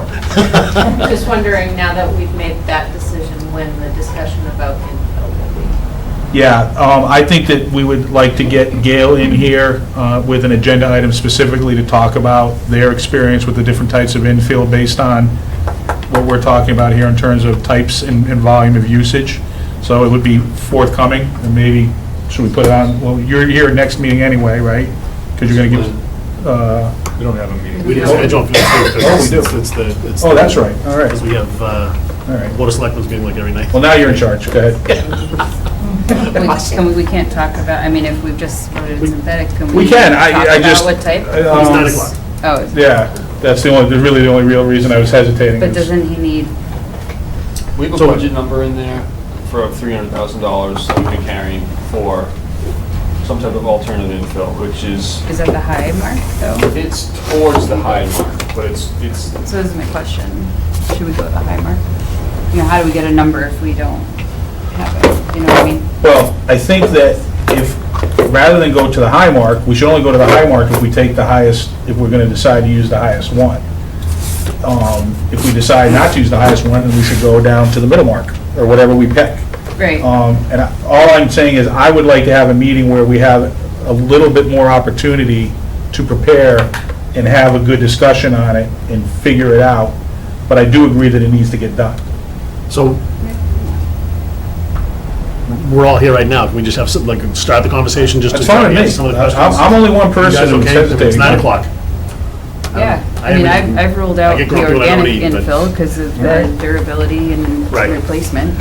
I'd like to ask the question Personally. flat out, John, based on your experience and the amount of use that we anticipate putting on a synthetic surface at Alumni Field, what do you think is the best or the top two infills that we should? Can I ask that question a little differently? Can you No. eliminate Can you eliminate, are there certain things that we're going to clearly eliminate because they're just not going to work for us? The thing with most of the alternative infills is that it's a pretty new sort of technology. All the ones that are installed are 2 or 3 years old at oldest. Except for, there's one that I know of, it's TPE, Wellesley used it at Sprague Field in 2008. That's the oldest one that I know of. Otherwise, we've done an EnviroFill field in Newburyport, it's been installed for a year. We just did an organic field in Casper High School that literally has been online for a month now. There's a few other organic fields in the state that are a little bit older, but not much. So my concern is, I think that the TPE, that's a plastic pellet, and that's held up well in Wellesley at their field that they've had in there for 8 years, and they just completed a second project with TPE infill. That's the higher mark. That's the $350,000 to $400,000 upcharge from ProMember. The EnviroFill it's a sand with an acrylic coating on it. That's what's being passed around. Again, that's a fairly new technology. They do warranty it, I believe, for 16 years. And where it's a sand product, I can't imagine it would wear down to the point where it's not draining or it's not usable anymore. I have heard that sometimes a little bit of the acrylic coating can come off. I don't perceive that as being a real big issue. It's a bit abrasive too, though, right? Because it's sand. It's a little bit abrasive. Yeah, it's a finer. It's more abrasive than the other alternatives. Right. They do have that acrylic coating on it to curb that a little bit, but it is still the most abrasive. The folks in Newburyport love it. They did one in Ipswich that we were involved in. They love it. What's the upcharge on that? That's about $250 to $280. Is it true with field hockey though, like if there was dew on the ground, the ball would sometimes collect that sand and sort of fall down? I think with dew on the ground, or if the field is wet, you might get a little bit of that no matter what you have. TPE, rubber, EnviroFill, organic. If it's wet, it's going to stick a little bit. I've not heard of that being an issue. But logically thinking about it, I would imagine that could be true. The organic, in my mind, that's a little bit of a wild card because it is an organic substance that likely will break down more than the others over time. I have heard that you do need to supplement that a little bit more than the others. You need to irrigate it too, right? They Keep the recommend, moisture proper. some of them recommend that you irrigate it to keep it moist. A lot of installations though don't, and they just depend on the natural rain, precipitation. And the thing to keep in mind about that is because of Alumni, we have the luxury of having that pond there. Yeah, So you but it's wouldn't. labor. It is labor, but right now it's 50 hours a year, so it's not, Moving the water cannon. yeah, it's moving the water cannon. Yeah. But I think with the So- organic, it has to be, it's like a Goldilocks zone of like the proper Oh. moisture. Is that If accurate or it's not? there all summer, like this summer, when we have no rain, Yeah. it can dry out and it can get a little dusty. Does it flow away or wash away in the rain if it's too, because it's part cork, isn't it? Yeah. Sits in the ground. Yeah, but it's mostly, the one that we used, it's, I have a sample of it somewhere. It's mostly coconut husk, the one that's been the more popular one from my experience. It's 90% or so coconut husk and about 10% cork. It can float. Yeah, there was an installation down in Florida where we did some work. We didn't do the field, but we were doing some other work for them, where they had some drainage issues.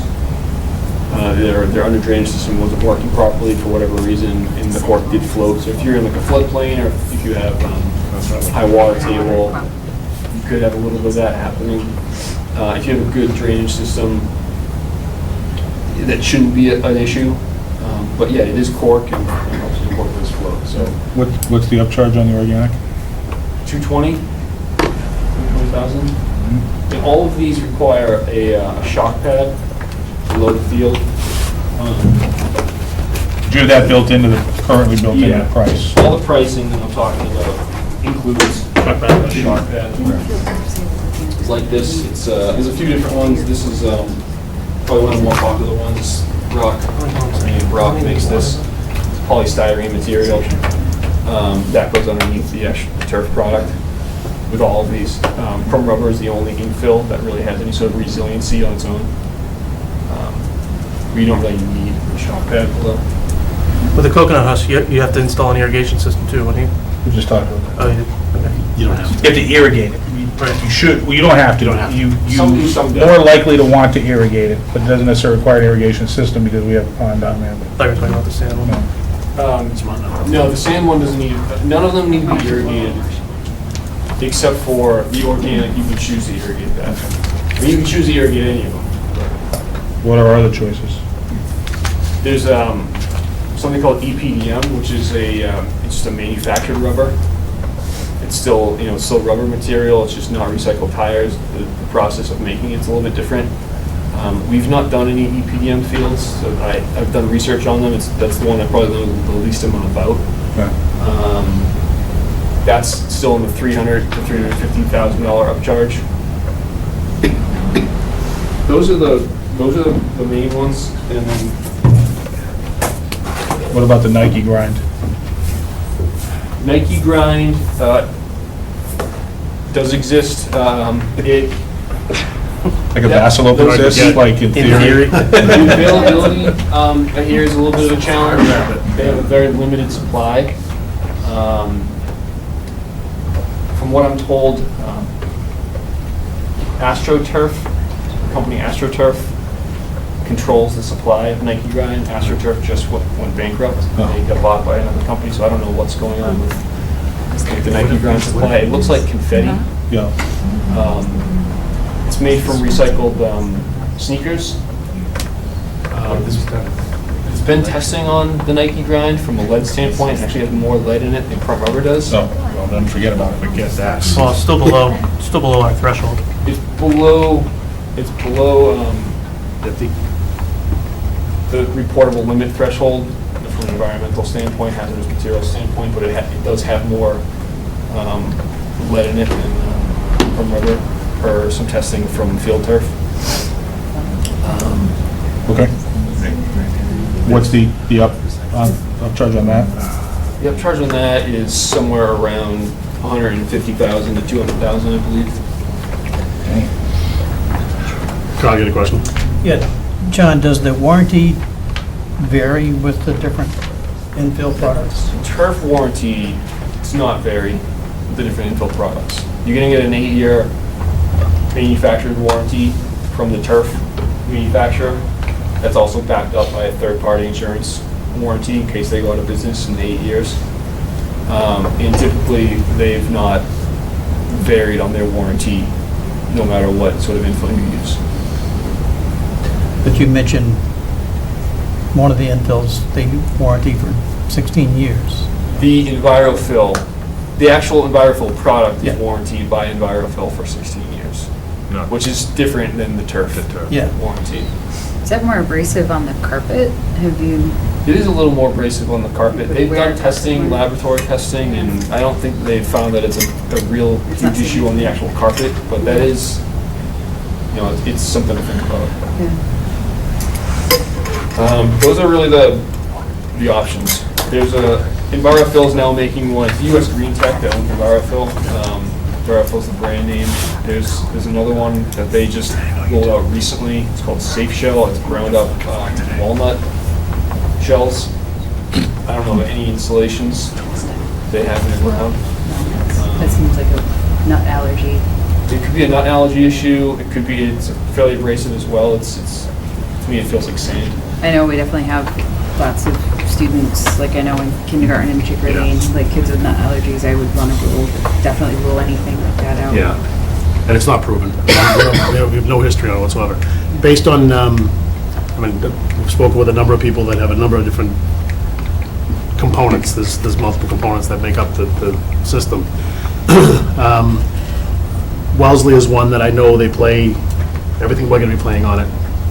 On the TPE, they like the way it plays. They say it has good bounce. It has good, it's a nice feel. It's like grass with the cutting and pivoting. would you say there's another infill similar to the TPE that has that kind of playability, that can play the range of sports that we're looking to play on that field? You know, in my opinion, you can play all sports, probably on all of these. Okay. The TPE, the thing that I actually liked about it in Wellesley, the one that we just finished up, was that with the rock pad below, and with the TPE, the combination, it felt more firm than other fields I've been on. The G-Max results were actually less than other fields that I've been on. Which is good. Yeah, I mean, for the Crumb Rubber field, you usually see G-Max results in the 100 to 120 range when they're installed. 160 is the max you can have. At Wellesley, it felt firmer, but it was, the G-Max results were around 85. Wow. Significantly less. So I think it would play nicely for all sports. I think that field hockey would probably be happy with it because it's a little more firm. EnviroFill also more firm, in my opinion, than rubber. It's probably more firm than organic. The organic feels a little bit more like a dirt. It's a little softer. I've not been on one, to be completely honest with you, an organic field. The 3 or 4 other folks from my office have been on the Tantasco, and they like the way they felt. That was on day 1 of installation, basically. So, going back to our EnviroFill real quick, it is a little firmer. We were getting G-Max results in Newburyport of about 100. Okay. So those were good results as well, and they played everything in that. And it brushes well, the EnviroFill, because it's clearly much smaller. As far as grooming? Yeah.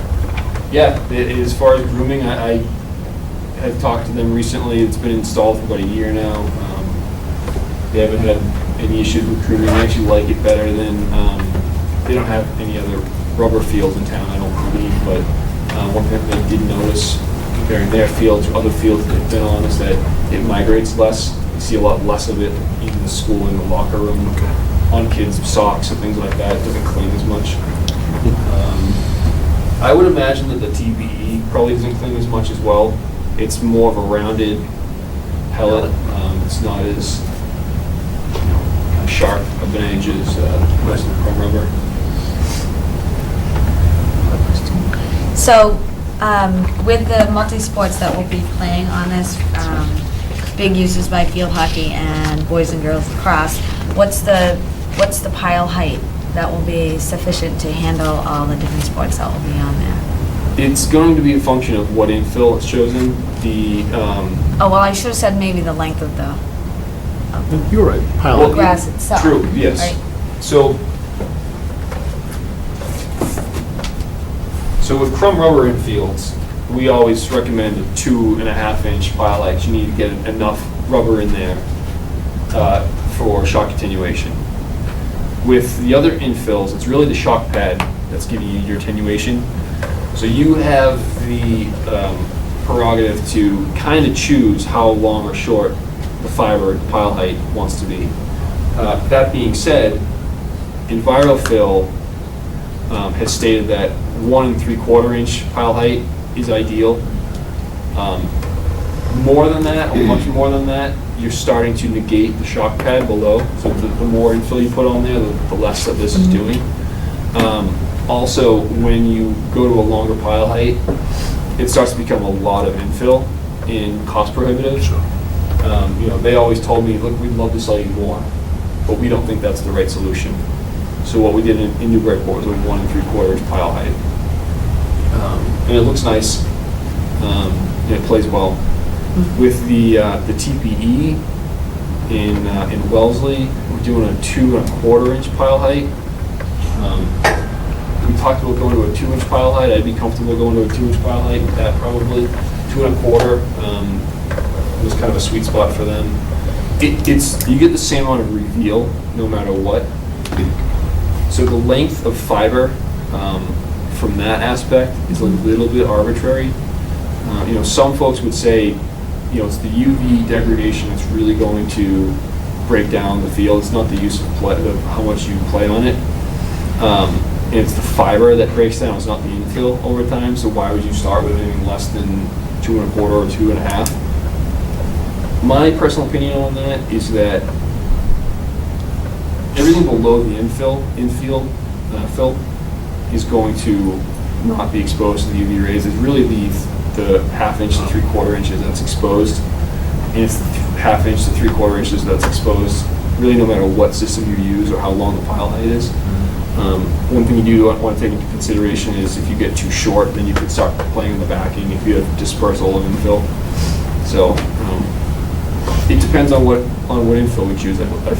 So the length of the grass, if you imagine a natural grass field, the length of the grass is going to be the same regardless of which system we go with. We'll have a 3/4 inch reveal. Go ahead, Mike. Just a point of interest, I think, Lunenburg is currently installing their turf field.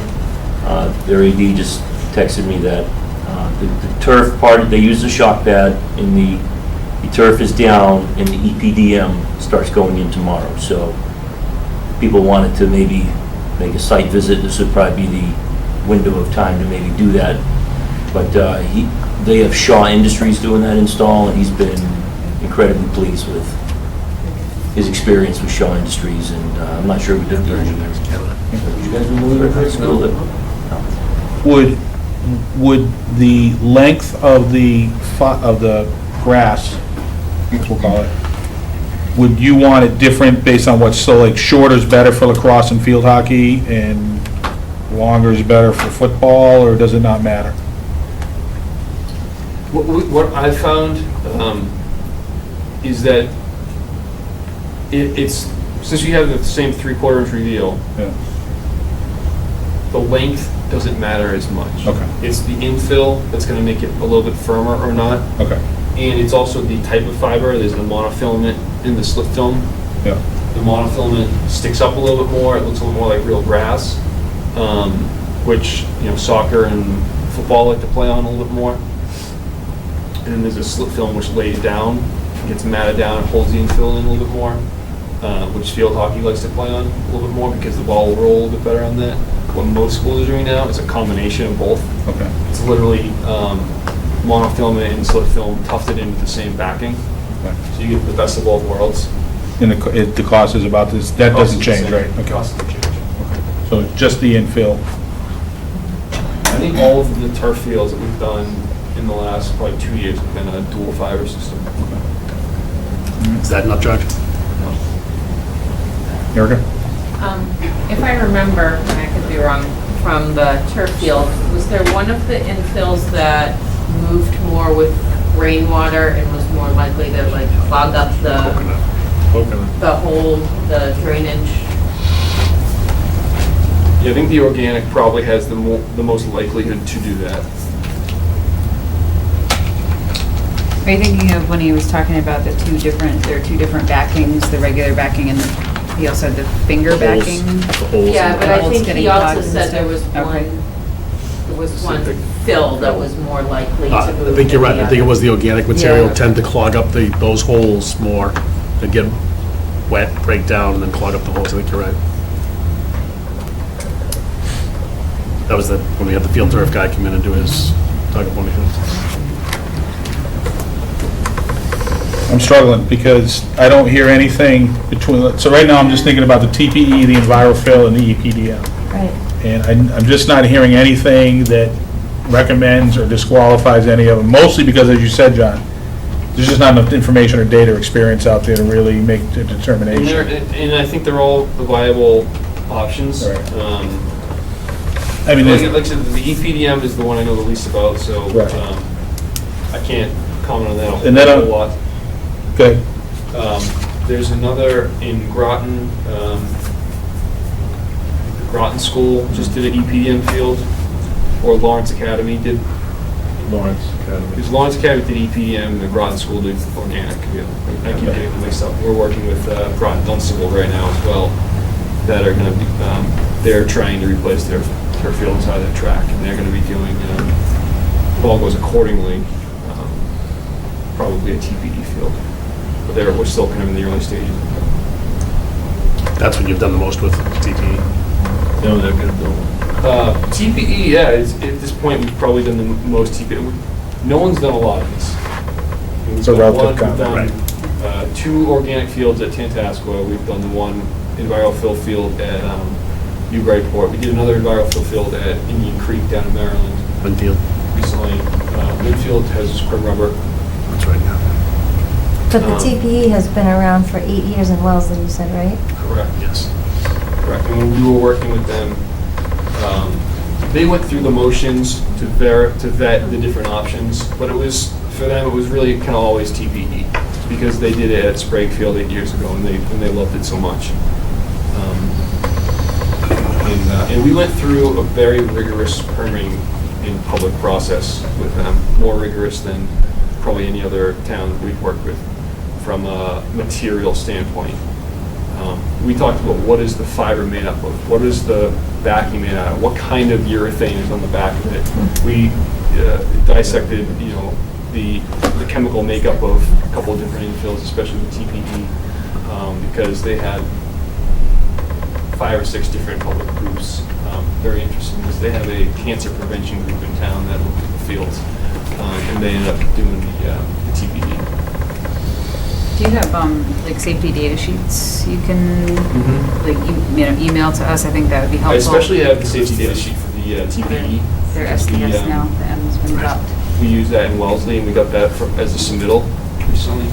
I know, Yeah, that would be, I think that would be helpful, and like the background of why I'm asking is I know, some of the rubber can be recycled, like, car parts, door gaskets, and so I'm thinking of like fire retardants and things of that nature. Sure. So it would just be helpful to see. I had it with me the other day, but I think I took it out to clear some space on the day. But if there's. yeah, TPE is it's a thermoplastic elastomer. It's plastic, so it's used for all sorts of things. They use it in like plier grips. They use it to make baby bottles. They use it in children's toys. We use it in biotech. We use it in biotech for Yeah. elastomers. Yep. They're based on the data sheet. They're not digestible. There's essentially no hazard. The only hazard they talk about is if you get a pellet in your eye, you can irritate it. But that's true for anything. Don't get stuff in your eye. So, So, given TPE, EnviroFill, and EPDM, where are we at numbers-wise? You wrote them all down, Mike? 350, 400 for TPE, which is the most expensive out of those 3. EPDM is 300 to 350, and the EnviroFill is 250 to 280.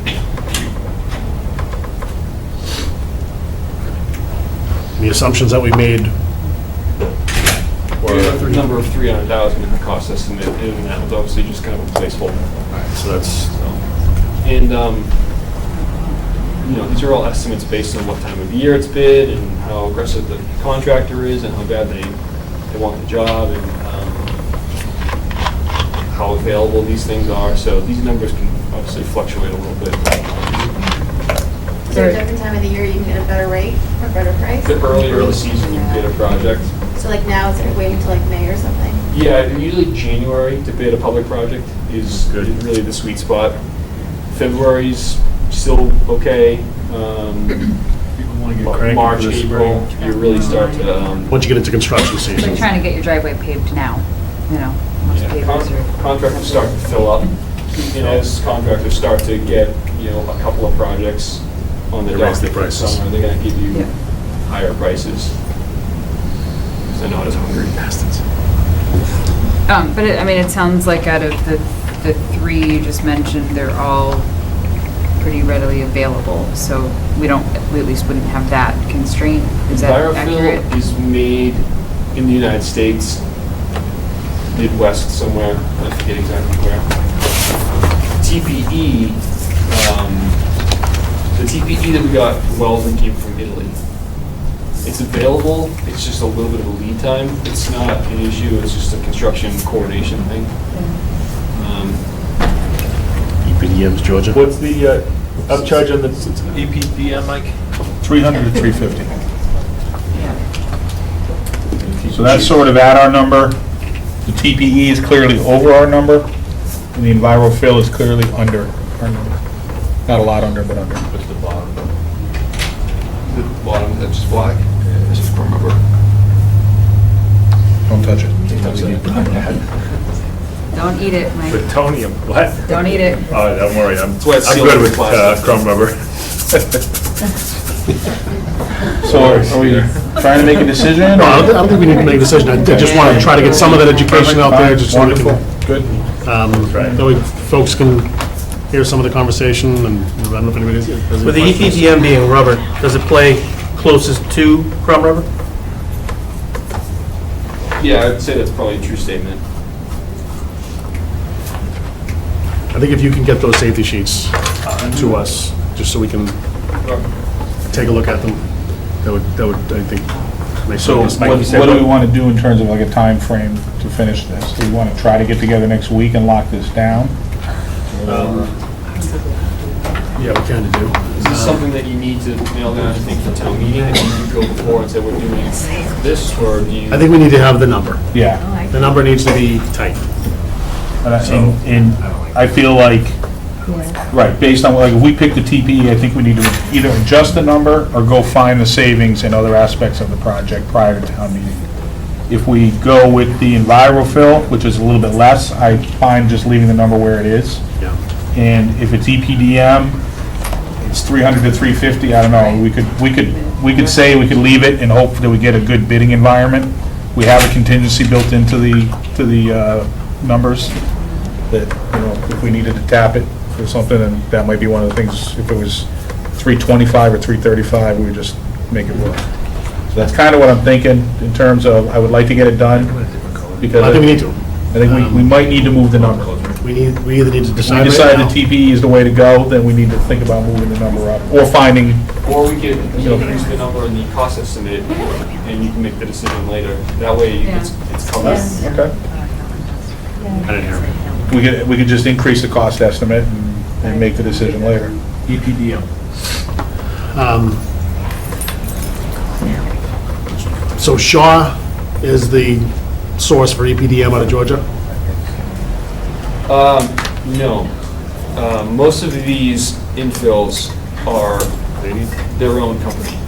So Shaw and EPDM? Shaw actually provides the organic one, mostly. That's the one that they have been kind of marketing more than anything. The Geofill, I believe the Geofill is actually a Shaw product.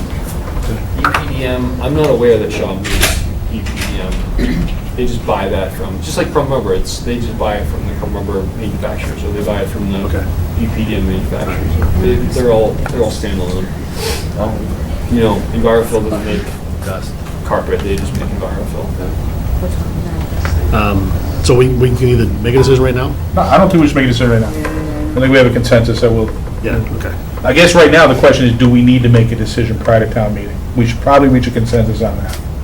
So we can meet next Monday or Tuesday, essentially, because Wednesday, Thursday are no good because, well, you guys can meet Monday or Wednesday or Thursday. So I can't. I would prefer Tuesday, I'm traveling, I'm coming back on Monday. I'll be back, but Anybody else open to Tuesday? Tuesday works for me. Tuesday next week? Too much crumb rubber over there. I may not be available. I don't think we need John, do we? Yeah, I think you've given us enough information that, you know, if you give us the sheets. Yeah. And we should have all this done by the 26th, is that our guide? Well, John's gonna be with get the number to us and the, Yeah, for me, it's just the number, really. Right. You know, this is a Actually, decision it's the that, product, right? It'd be more the product, right? right, with the product, and that would determine the number. Right. I think, And even then, he just wants to know the number. Is it- And even then, the number can be whatever we want it to be. Yeah, is there any reason we wouldn't just bump the number from 300 to 350? Just, you don't necessarily want to go to town meeting with a number higher than you think it's going to be, just because why don't we say we're going to bid it for $10 million, and that way we can get anything we need? I mean, I'm being absurd, but that's the idea, you know? Yeah. Right, I mean, there are towns you can get away with that, you know, like Wellesley. Case in point. yeah, I just shouldn't make a decision. All right, so on the 25th, if we're going to get together? Do we have much else to talk about other than choosing the infill? Do we want to have anything else I think we should have a So- talk about what, we should get input from all of us on what kind of presentation we want to do at town meeting. What, just to make sure that, you know, how we want to do it with the format, what we think should be included, if there's anybody that has particular things that we don't want to talk about that, you know, if that's irrelevant at this point, or something like that. I just think Right, that would so- be something good to have a discussion about. So the time of the meeting, we can stick with 7:30 I like 7:30. versus It's easy 8? enough to get here, but I don't want to be out, I don't want to go to 8 or 8:30, Okay, just all right, so let's go with 7:30. I can send you a list as well of installations of each of these in the state. If you guys want to chat up the athletic directors or point to contact or visit them. Yeah, I had an AD I spoke with doing the references who is in the middle of installing the, That'd be great. with We can Shaw. make use of it. We will. Okay. And he really, like, he was like, give me a call, Rick, anytime. Yeah, Joan, if you do, that'd be great. Yeah. Provide And which one was that? phone number to the group. Is it easy if you just send it to one of us, or do you want, you okay with copying everybody? Send it to the chair. No, Wellesley's- I'll send it to you and you can. Send it to the chair. Wellesley's TP. Nice. Yeah. Exactly, do your job. Acting chair? George? George over here again. What's, on the cost, 350 or 400? Is that for crumb rubber or? It's, those are the upcharges beyond what crumb rubber would cost. So like, there's a cost for, a baseline cost for using crumb rubber, and the numbers we're quoting here are that much more to use those instead of crumb rubber. You used the What upcharge number in size, this, right? what size is the field that we're estimating this on? What do we have for square footage? What's the square footage? 91,000 square feet. Yeah, 91,000 square feet. Thank you. Dan? I think that for town meeting, you may want to explain why, if synthetic turf is such a better option, that you're not choosing synthetic for jet, which doesn't, I don't mean to sound like I'm supporting, one over the other, but that's the question that sticks in my mind. Maybe it won't come up, but We haven't had a discussion about that. Do we want to talk about that on Tuesday? We certainly can. I just It's think gonna cost that more. it's, yeah, yeah, well, so it costs more for alumni also, but. Yeah, but we're gonna get the use out of capacity, alumni. the capacity that we need to get out of alumni dictates. But what's to say that you can't That get more plus, capacity out of jet and give other fields a rest? so let me ask a question to somebody who's on the baseball softball board. Mr. Prue, would you think that LYBS would support a turf softball Synthetic field? turf. Synthetic turf softball, Outfield. because the whole infield will be skinned, or Right. the whole thing, yeah, actually, it wouldn't be All- skinned. The all whole, turf. the whole It would be entire field brown. would be turf. Turf field. that. Bounce might be different on ball. Just your gut. If you ever want to see it, you can go to Clark and You Worcester. can go to Methuen. It's unbelievable, but I'm not saying it's a good idea. I'm just saying. Yeah, beautiful. So a softball field takes far less of use than any other field. So I haven't been to all your meetings, but I would assume that maintenance on an outfield of a softball field is fairly limited. All our infield is dirt, so Right, skinned. there's no real On jet? maintenance. Yeah. Would it be dirt, all dirt on the new? Yes. Design? Yeah. All clay. Softball fields, infields are dirt. We don't have to maintain grass in the infield. The only good thing is all true bounces. Well, not necessarily. It's a different bounce. It's a different- It's a faster I hate game. softball. Sliding's awful. I mean, there's the Yeah, it's, Savarian, I went to high school at Savarian, and they play baseball on turf, and they hate it. yeah, MLB went back to grass, It's a different, yeah. almost 100% back to grass. So, That's a good reason. do people hate it? Mr. Knox? Sliding and MLB, those Yeah. are two good reasons. Mr. Knox? In my experience, it makes sense if you can do other things on it. If you can fit other sports on the field. So, Joe, I'm definitely going to get to you, but what they did in Methuen is they have a lacrosse field that runs rectangularly here. Their softball field runs into it, so they overlap. So those softball lines are overlapping. So in order for them to fit everything in the square footage that they wanted to fit it in, the entire complex is turf. So, which is nice because they also have that, outside of the rectangular field, they have that area for warming up and for, you could probably run a number of practices and different stuff. But mostly for us, I would say it's cost prohibitive. I mean, I'm just asking the question, thinking about. No, I appreciate it. what people might have. I like to know the questions going in. And the other problem with going just a turf outfield with a skinned infield is the constant dirt into the. It's a nightmare to maintain that edge. You could put a concrete berm there. and- Even if you No, do, we would not a baseball field. we've done baseball fields with clay mounds, and it's Right. it's a nightmare to maintain. Sorry, Mr. Knox. It's a cost saving, I don't think it's needed. As a person, on a softball field all summer, probably 12 different tournaments I went to, different fields, we never saw one artificial turf. Okay. And for the cost savings, what we're doing here, I don't think it's needed at all. Thank you. Erica. Just I took- hearing about sliding in the turf. With whichever one is Envirofill, sand acrylic. is the sand, yeah. So, I don't see it as being maybe as much of an issue for lacrosse where you're on your, or maybe for boys lacrosse it would be, where you're starting down on the ground, but I would think especially like for football, that would be more abrasive. It is You're more spending a abrasive. lot of time on the ground, those games that you spend a lot of time on the ground. I think it's a lot different. A slide in baseball, you're very deliberately hitting the deck. I mean, you are thrusting your body towards the surface, and I think I still have a bruise from high school on my thigh from a raspberry. I mean, it's, for me, the feedback that I got from the folks at Zavarian was, they don't like the way it plays. They'd rather play on grass for the baseball field. Now, they have everything else there is synthetic for everything else they do, and they love it, but they just don't like it for baseball. But again, because they wanted to fit everything and do everything in off seasons and that kind of thing, St. Sebastian's is the same thing. They have, it's all turf, as far as the eye can see, so that they can do multiple things on those surfaces. I'm not saying not turf, I'm just You're saying the saying envirofill. that we should think about what infill we're putting in there if we're So- talking about one's more abrasive. I was thinking about that too. Yeah. that's a good Describe, point. when you say the word abrasive, are you talking relatively speaking, or are you saying like that's a real problem? Because it's installed, people are using it. Right.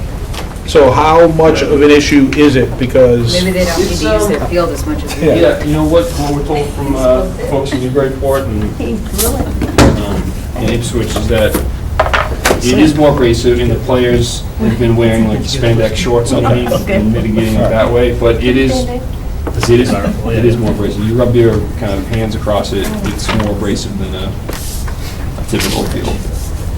Yeah, I mean, They- it's sand. yeah, I appreciate that. Yeah. They still love it. No one's gonna complain about a brand new synthetic turf field probably. Can have a 10-year-old synthetic Going from what they had. Seriously, the extra abrasion, like, is it worth it? I mean, I feel like what they use. Well, look how easily. No, it's fine. I That's think- a real issue for me. I think the abrasion of the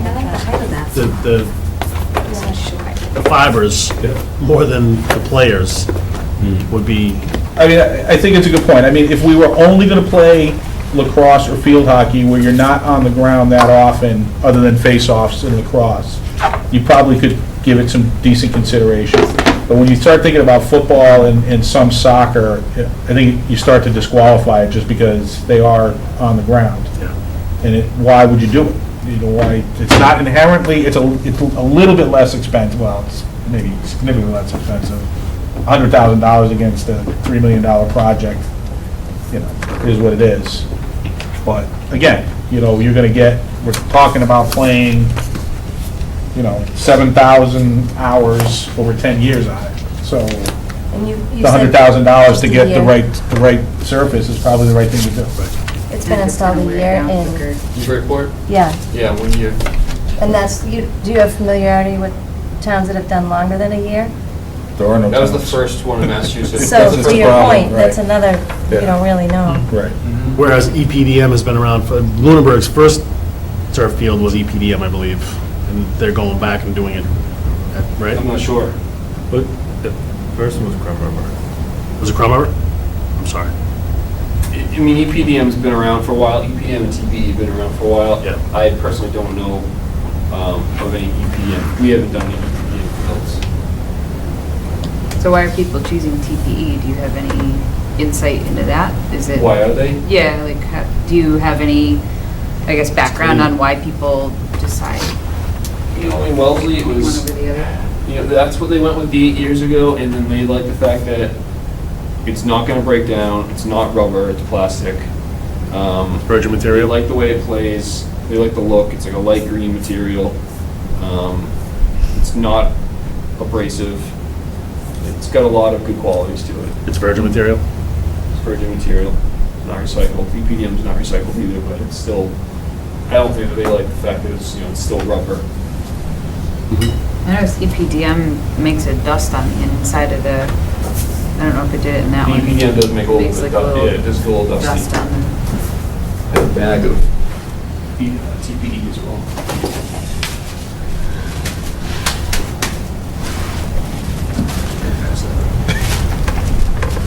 I was gonna make a joke about somebody's stash, but then. Little bag of grass in his bag? We approved that last night, by the way. Guy walks into a police station with his bag, and, you know, he was the wrong bag. He'll be here all week, folks. Forget your waitresses. All right, so Do you wear tire passes around? Yeah, yeah. we had one, somebody has it in the trunk. Sheila, don't bogart that. I mean, can you pass that along? Sorry. I've literally been driving around. Oh, yeah, for this is months nice. and coming back to you. Thursday, There you go. Bring him to Yeah, I know the... where I live by Watch now. game. Yeah, sure, good point. Next Thursday. My bad. That spray? I forgot that you had No, I've driven, but there's at the high schools. It feels like rubber, even though it's plastic. it. You going to Cheech and Chong right now? Look like. Yeah, we didn't know those. What is that? It's really round. No, I'm just saying. Right. 2 years ago. All right, so we're not gonna come to a conclusion tonight, but John gets those safety data sheets to us, that's awesome. And I'm gonna get an agenda to the town clerk since she's here, so that we can post it for Tuesday. Everything, but that's been, yeah, that's been the trend. So for an agenda, And, yeah, right now, it's a lot of. we are going to call to order public input. Choose the infill. Yep. I don't know what. Talk about town meeting. we want to do.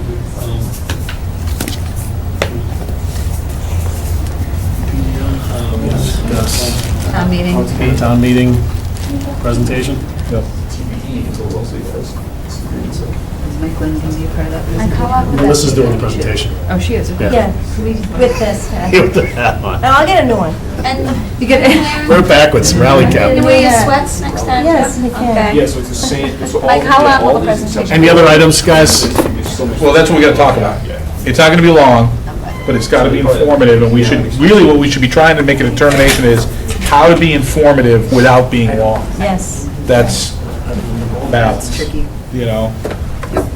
So. Yeah, we want to try to answer any questions that folks might have, because there's a lot of questions, to Jan's point, that are going to come up that people... But ideally, what you're gonna do is, right, you're gonna anticipate the questions and inform those that have answers, hopefully to, Right.